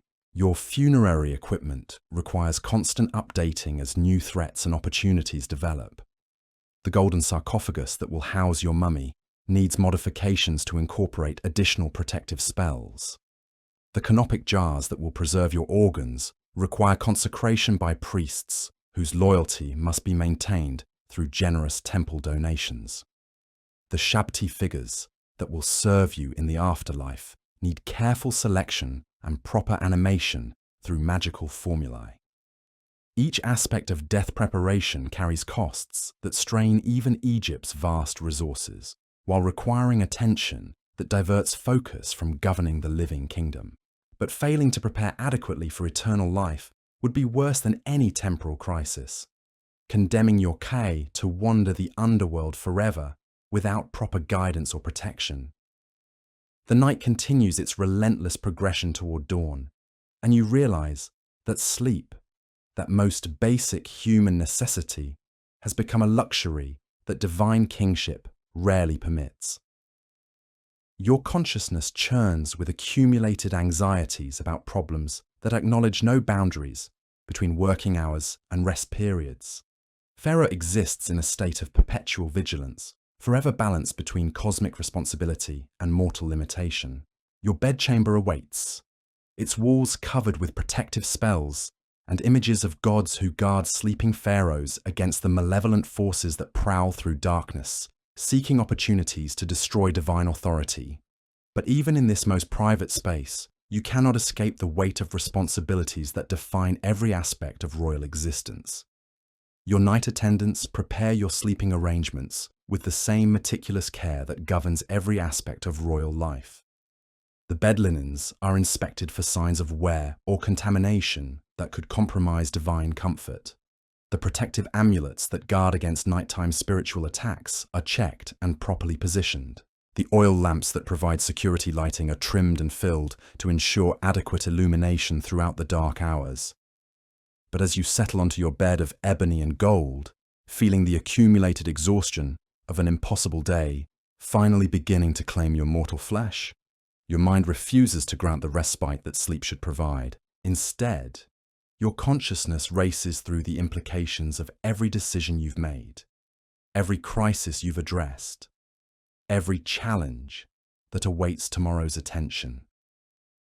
The dying Apis bull in Memphis could expire during the night, triggering religious crisis that would destabilize your entire reign before dawn arrives. The Nubian raiders probing your southern defenses could launch coordinated attacks while Egyptian forces remain dispersed and unprepared. The structural damage to your mortuary temple could worsen overnight, compromising the foundations that support your eternal survival. Each possibility churns through your consciousness like desert wind, carrying the bitter taste of potential disaster and the crushing awareness that Pharaoh's responsibilities acknowledge no boundaries between waking and sleeping hours. Even in dreams, you remain perpetually on duty, forever vulnerable to the forces that can destroy kingdoms and condemn god-kings to eternal oblivion. The darkness beyond your chamber windows pulses with the kind of supernatural presence that ancient Egyptians understand exists in the hours between sunset and dawn. This isn't merely nighttime. It's the dangerous period when Ra must navigate the treacherous waters of the underworld, battling the serpent Apophis and the forces of chaos that seek to prevent the sun's rebirth at dawn. Your own survival depends on the sun god's success in this nightly struggle, a cosmic battle that parallels your daily fight to maintain divine authority against the challenges that threaten to overwhelm even pharaohs. Sleep, when it finally comes, brings no peace to your divine consciousness. Instead, your dreams fill with visions that blur the boundaries between divine revelation and anxiety-induced nightmare. You see the sacred Apis bull lying motionless in its Memphis enclosure, its death triggering riots that spread throughout the kingdom like wildfire. You witness Nubian armies pouring across your southern borders, while Egyptian defenders flee in panic. You watch your mortuary temple crumbling into rubble, its collapse condemning your K to eternal wandering in the desert of the damned. These aren't just dreams.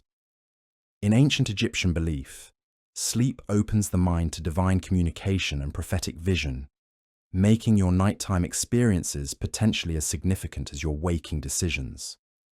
The gods speak through dreams, sending warnings about future disasters or guidance about proper responses to current challenges.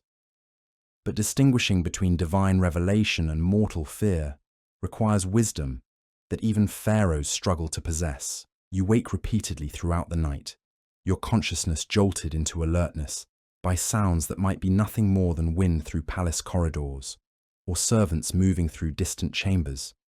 But in your heightened state of anxiety, every noise becomes a potential threat, every shadow a possible assassin sent by enemies who seek to destroy Egyptian power by eliminating its divine embodiment. Your night guards maintain their vigilant patrol outside your chamber, their bronze weapons gleaming in the flickering light of oil lamps that burn throughout the dark hours. These men have sworn blood oaths to protect Pharaoh's life with their own, but their presence provides only limited comfort when the greatest threats to your reign come not from human enemies, but from divine displeasure and cosmic forces beyond mortal control. The hours crawl past with agonizing slowness, each moment stretching like desert sand between your fingers. Your mind refuses to grant the rest that your body desperately needs, instead churning through endless calculations about resource allocation, military strategy, and the supernatural implications of multiple simultaneous crises. The weight of divine responsibility presses down upon your consciousness like the stones of a pyramid, each obligation adding another layer to the burden that threatens to crush even god-kings. Sometime during the deepest part of the night, when Ra's battle against chaos reaches its most desperate phase, you're awakened by sounds that make your blood freeze in your veins. Footsteps in the corridor outside your chamber, moving with the purposeful urgency that suggests crisis rather than routine patrol. Voices speaking in whispers too quiet to understand, but carrying undertones of panic that penetrate even palace walls designed to muffle unwelcome news. Your chamberlain appears at your bedside with the kind of apologetic urgency that court protocol reserves for genuine emergencies. His face, illuminated by the oil lamp he carries, shows the strain of someone who has spent sleepless hours managing crises that threaten to overwhelm even the most experienced royal administrators. "My divine lord," he begins, his voice carefully modulated to convey respect while communicating the urgency that has driven him to disturb Pharaoh's sacred rest. "Forgive this intrusion, but news has arrived from Memphis that requires your immediate attention. The sacred Apis bull expired just after midnight, and the temple priest reports supernatural manifestations that suggest divine displeasure with unprecedented intensity. His words hit you like physical blows, each syllable carrying implications that could destabilize your entire reign. The death of the Apis bull isn't just the loss of a sacred animal. It's a cosmic catastrophe that threatens the spiritual foundation of Egyptian civilization. Without the living embodiment of Ptah to serve as intermediary between the mortal world and divine realm, the delicate balance that maintains cosmic order could collapse into chaos. You sit up in your bed of gold and ebony, feeling the weight of crisis settling across your shoulders like armor forged from accumulated disasters. Your mind immediately begins racing through the implications of this supernatural emergency, calculating political responses and religious protocols, while your heart pounds with the kind of fear that even divine pharaohs experience when confronting forces beyond mortal control. "What manner of manifestations?"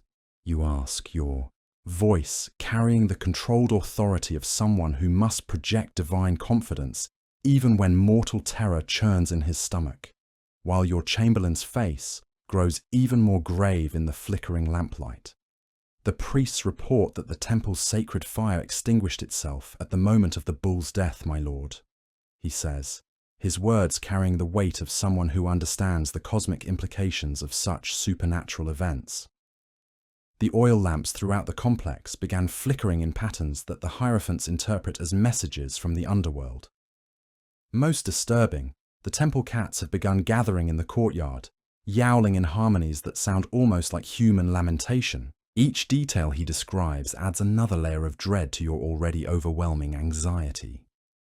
In ancient Egypt, the behavior of sacred animals serves as a direct communication channel from the gods, and mass gatherings of temple cats suggest supernatural forces at work beyond normal understanding. The extinguishing of sacred fires represents the withdrawal of divine presence, while the flickering lamps could indicate that the boundary between the living world and the realm of the dead has become dangerously thin. "Have the priests begun the purification rituals?" you ask, your mind immediately shifting into crisis management mode, despite the late hour and your accumulated exhaustion. Your Chamberlain nods, though his expression suggests that traditional remedies may prove insufficient for supernatural challenges of this magnitude. They have cleansed the entire temple complex with natron salt and burned frankincense in every chamber, my lord.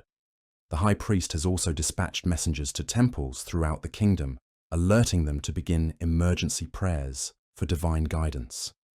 But he fears that mortal rituals may be inadequate to address what appears to be direct manifestation of divine displeasure.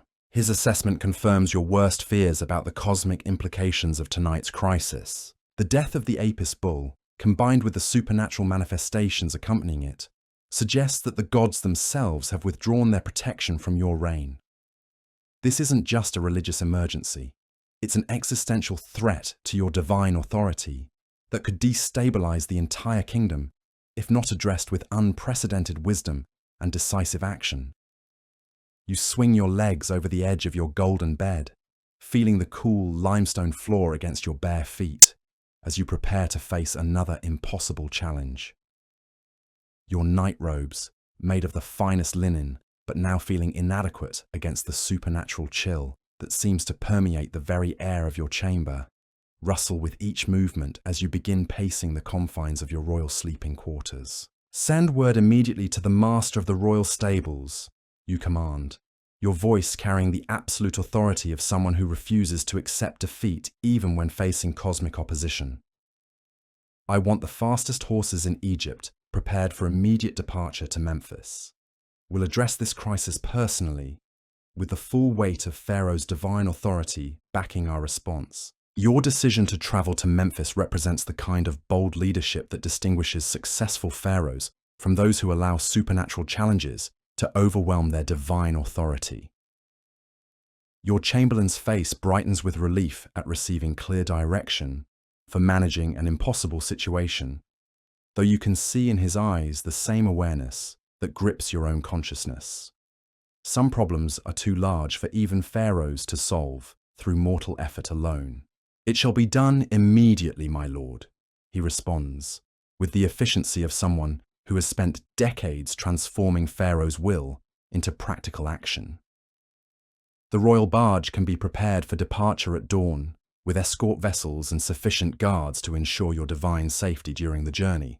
We can reach Memphis by tomorrow evening if the Nile currents remain favorable. But even as you coordinate your response to the Memphis crisis, your mind races ahead to the implications this emergency will have for your other pressing obligations. The Nubian military expedition requires your personal oversight and final authorization before troops can march south to address increasing border raids. The structural repairs to your mortuary temple demand immediate attention if the foundation damage is to be contained before it spreads throughout the entire complex. Most critically, your absence from Thebes during this period of supernatural turmoil could be misinterpreted by political enemies as evidence that Pharaoh has lost divine favor and fled the capital in panic. The delicate balance of power that keeps provincial nobles loyal and foreign enemies cautious depends on maintaining the appearance of unshakable divine authority, even when facing challenges that would overwhelm lesser rulers. What news from our other pressing concerns, you ask, needing to understand the full scope of challenges that will compete for your attention during the coming days. Your Chamberlain consults a papyrus scroll that lists the various crises requiring royal attention, his weathered features reflecting the strain of managing multiple emergencies simultaneously. The reports from the southern frontier indicate that Nubian raiding activity has escalated beyond previous intelligence estimates, my lord. General Horemheb requests permission to advance the timeline for the punitive expedition, launching the attack within 3 days rather than the 10 originally planned. He believes that delayed response could allow the enemy to complete their preparations and establish defensive positions that would make victory far more costly. The military situation adds another layer of urgency to your already impossible schedule. Launch the Nubian expedition immediately, and you'll be absent from Memphis during the crucial period when divine intervention is most needed to address the Apis bull crisis. Delay military action, and you risk allowing enemy forces to entrench themselves so thoroughly that eventual victory becomes Pyrrhic at best. And the mortuary temple situation? You continue, though part of you dreads the answer. Your Chamberlain's expression grows even more grave as he delivers news that threatens your eternal survival as much as any temporal crisis. Master Builder Kemweset reports that the foundation damage has spread beyond his initial assessment, my lord. The entire western section now shows structural instability that could result in catastrophic collapse if not addressed immediately. He estimates that complete reconstruction of the affected areas will require at least 18 months and resources equivalent to building a new pyramid. 18 months. The timeline hits you like a war chariot at full gallop, each word carrying implications that could condemn your car to eternal wandering in the desert of the dead. Your preparations for the afterlife depend on having a properly consecrated mortuary temple ready to receive your mummified remains and conduct the rituals that ensure successful transition to divine existence among the gods.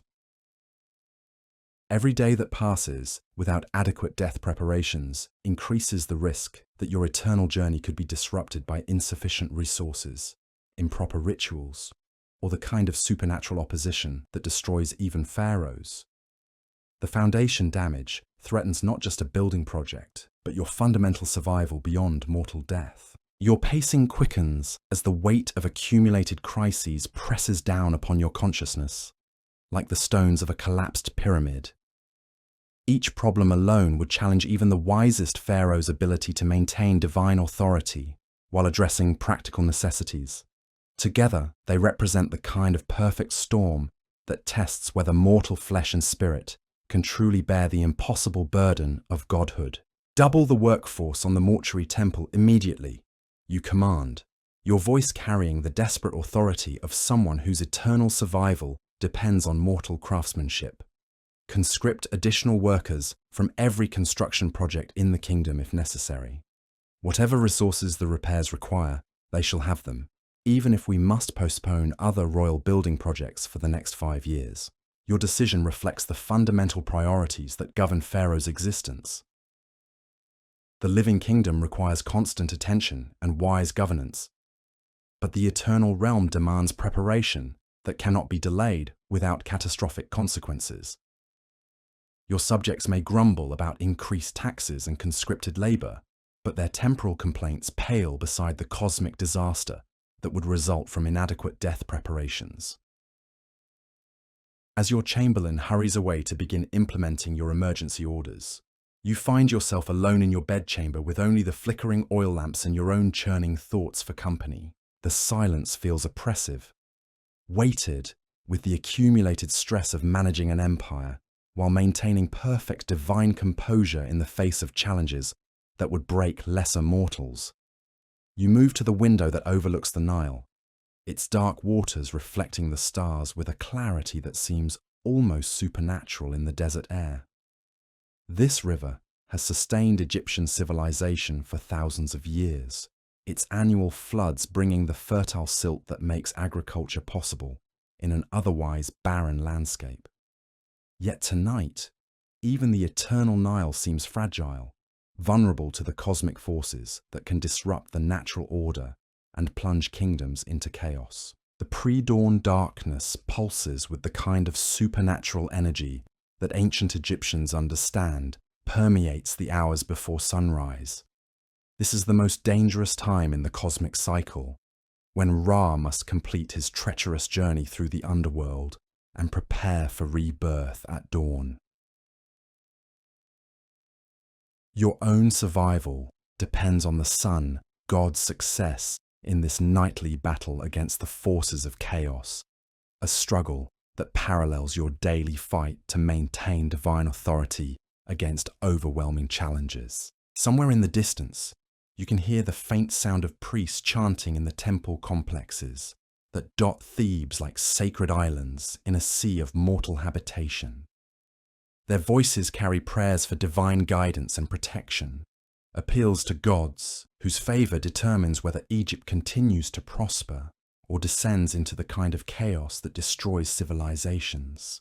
But even as you listen to these sacred sounds, your mind cannot escape the practical calculations that define Pharaoh's existence. The journey to Memphis will require at least 2 days away from Thebes, during which time the Nubian situation could deteriorate beyond recovery. The military expedition cannot be delayed indefinitely without appearing weak to enemies who already test your border defences. The mortuary temple crisis demands personal oversight that could prevent disaster if handled correctly. Each obligation pulls your consciousness in different directions, creating the kind of impossible choice that distinguishes divine kingship from mortal leadership. Common people can focus on single problems until they find solutions, but pharaohs must simultaneously manage multiple crises while maintaining the appearance of supernatural wisdom and unshakable confidence. Your reflection is interrupted by the arrival of another messenger, this one bearing the dusty robes and exhausted demeanor of someone who has ridden through the night to deliver urgent intelligence. Your heart sinks as you realize that dawn approaches with news that could complicate your already impossible situation even further.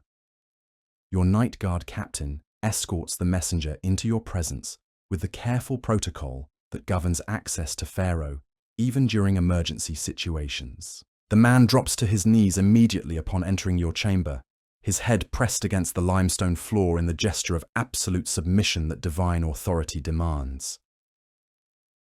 "Rise and speak," you command, your voice carrying the controlled authority of someone who has learned to project divine confidence even when mortal anxiety churns in his stomach. The messenger lifts his head, revealing features marked by exhaustion and the kind of fear that comes from bearing news that could trigger royal wrath. "My divine lord," he begins, his voice trembling with the combination of physical exhaustion and supernatural awe that characterizes those who find themselves in Pharaoh's presence. "I bring word from the western frontier. Libyan raiders have crossed our border in force, attacking the fortress at Zawayet el-Rakam and besieging the garrison there. General Amenemheb requests immediate reinforcement, fearing that the fortress could fall within days without additional support. His words transform your overwhelming situation into something approaching genuine catastrophe. Simultaneous military threats on both southern and western frontiers represent the kind of strategic nightmare that can destroy empires if not handled with perfect wisdom and decisive action. Your available forces are already stretched thin by preparations for the Nubian expedition, and now you face the prospect of fighting coordinated enemies on multiple fronts. The political implications are staggering. Egypt's enemies have clearly coordinated their attacks to maximize pressure on your kingdom during a period when supernatural crises already strain your divine authority. Fail to respond adequately to either threat, and you'll face the kind of military disaster that ends with pharaohs being remembered as failures rather than gods. "What are our current military capabilities?" you ask, your mind immediately shifting into the strategic calculations that military crisis demands. The messenger consults a leather scroll containing intelligence reports and troop strength assessments compiled during his desperate ride from the frontier. General Amenemheb reports that the fortress garrison numbers 300 men, with adequate supplies for perhaps a week of siege conditions, my lord. The Libyan force appears to number at least 800 warriors, supported by siege equipment that suggests careful preparation rather than opportunistic raiding. Without reinforcement, the fortress cannot hold against such overwhelming numbers. His assessment paints a picture of enemies who have planned their assault with the kind of military sophistication that transforms simple raids into existential threats. The coordination between Libyan and Nubian forces suggests intelligence cooperation that could indicate broader conspiracies against Egyptian power. Your mind races through the military mathematics that determine whether kingdoms survive or collapse under coordinated assault. Send reinforcements to the western frontier and you weaken your ability to address the Nubian threat in the south. Ignore the Libyan siege and you lose a crucial fortress that guards the approaches to the Nile Delta. Divide your forces between multiple threats and you risk defeat on all fronts. Dispatch immediate orders to General Horemheb, you command, your voice carrying the absolute authority of someone who refuses to accept defeat even when facing impossible odds. The Nubian expedition is postponed until the Western crisis is resolved. We'll redirect half the southern force to relieve the siege at Zoyet el-Rakam, then address the Nubian threat with our full military capability. Your decision reflects the kind of strategic flexibility that distinguishes successful pharaohs from those who allow multiple crises to overwhelm their kingdoms. The messenger's face brightens with relief at receiving clear guidance for addressing an impossible military situation. "It shall be done immediately, my lord," he responds with the efficiency of someone who understands that Pharaoh's orders carry the weight of divine authority. "I'll return to General Amenemheb with your instructions and coordinate the relief expedition departure. But even as you address the military emergency, your consciousness remains focused on the broader pattern of challenges that threaten to overwhelm your divine authority. The death of the Apis bull in Memphis, structural damage to your mortuary temple, coordinated military threats on multiple frontiers. Each crisis alone would test Pharaoh's wisdom and resources. Together, they represent the kind of perfect storm that can destroy even the most carefully maintained divine authority. The eastern horizon begins to show the faintest hint of dawn's approach, the darkness gradually lightening as Ra prepares to begin another day's journey across the heavens. But instead of bringing relief from the night's accumulated anxieties, the approaching sunrise only emphasizes the impossible scope of challenges that await your attention during the coming day. Your morning purification ritual awaits, the sacred ceremony that transforms you from mortal man into divine pharaoh through the application of blessed oils and the recitation of prayers that connect your consciousness to cosmic forces. But today, even this most fundamental obligation feels different, weighted with awareness that the gods whose favor you seek may have already withdrawn their protection from your reign. Your attendants begin arriving to prepare for the dawn transformation, their movements carrying the practiced efficiency of servants who have performed these rituals countless times. But you can see in their faces the same anxiety that grips your own consciousness, the awareness that supernatural forces beyond mortal control may be working to undermine everything you've built. The house of the morning awaits, its sacred chambers prepared according to traditions that stretch back over millennia. The blessed water drawn from temple wells, the precious oils imported from the far reaches of your empire, the ceremonial garments that will mark you as pharaoh for another impossible day. Each element of the morning ritual carries the weight of divine expectation and the accumulated wisdom of generations of rulers who face their own versions of these eternal challenges. But as you prepare to begin another day's performance of divinity, your mind cannot escape the fundamental question that haunts every pharaoh's consciousness. Can mortal flesh and spirit truly bear the impossible burden of godhood? Can human wisdom channel the will of forces whose purposes remain forever beyond comprehension? Can you survive what lies ahead, not just today, but for all the days remaining until your own death forces the final test of whether your preparations for eternity prove adequate? The dawn ritual begins, and with it, another day in the impossible life of a living God. Your transformation from man to pharaoh unfolds according to ancient protocols, each gesture and word carrying the weight of traditions that have sustained Egyptian civilization through centuries of triumph and crisis. The blessed oils anoint your skin, the sacred garments embrace your form, the golden crown settles upon your head with the familiar weight of cosmic responsibility. You emerge from the house of the morning as pharaoh once again, your divine transformation complete, your mortal anxieties temporarily subsumed beneath the performance of godhood that your subjects require.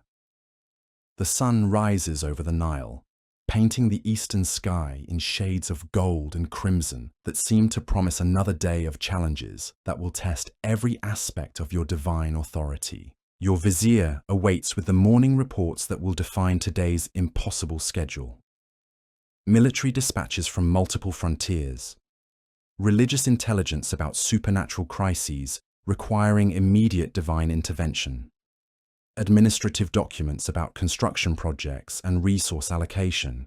The endless stream of decisions that transform Pharaoh's will into the practical governance of an empire spanning thousands of miles and millions of subjects.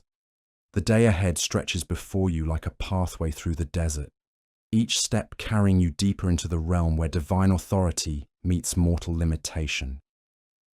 You are Pharaoh, living god of the two lands, son of Ra himself, bridge between the mortal world and the realm of the divine. But you are also human, vulnerable to the same fears and doubts that plague all mortals who face challenges beyond their control.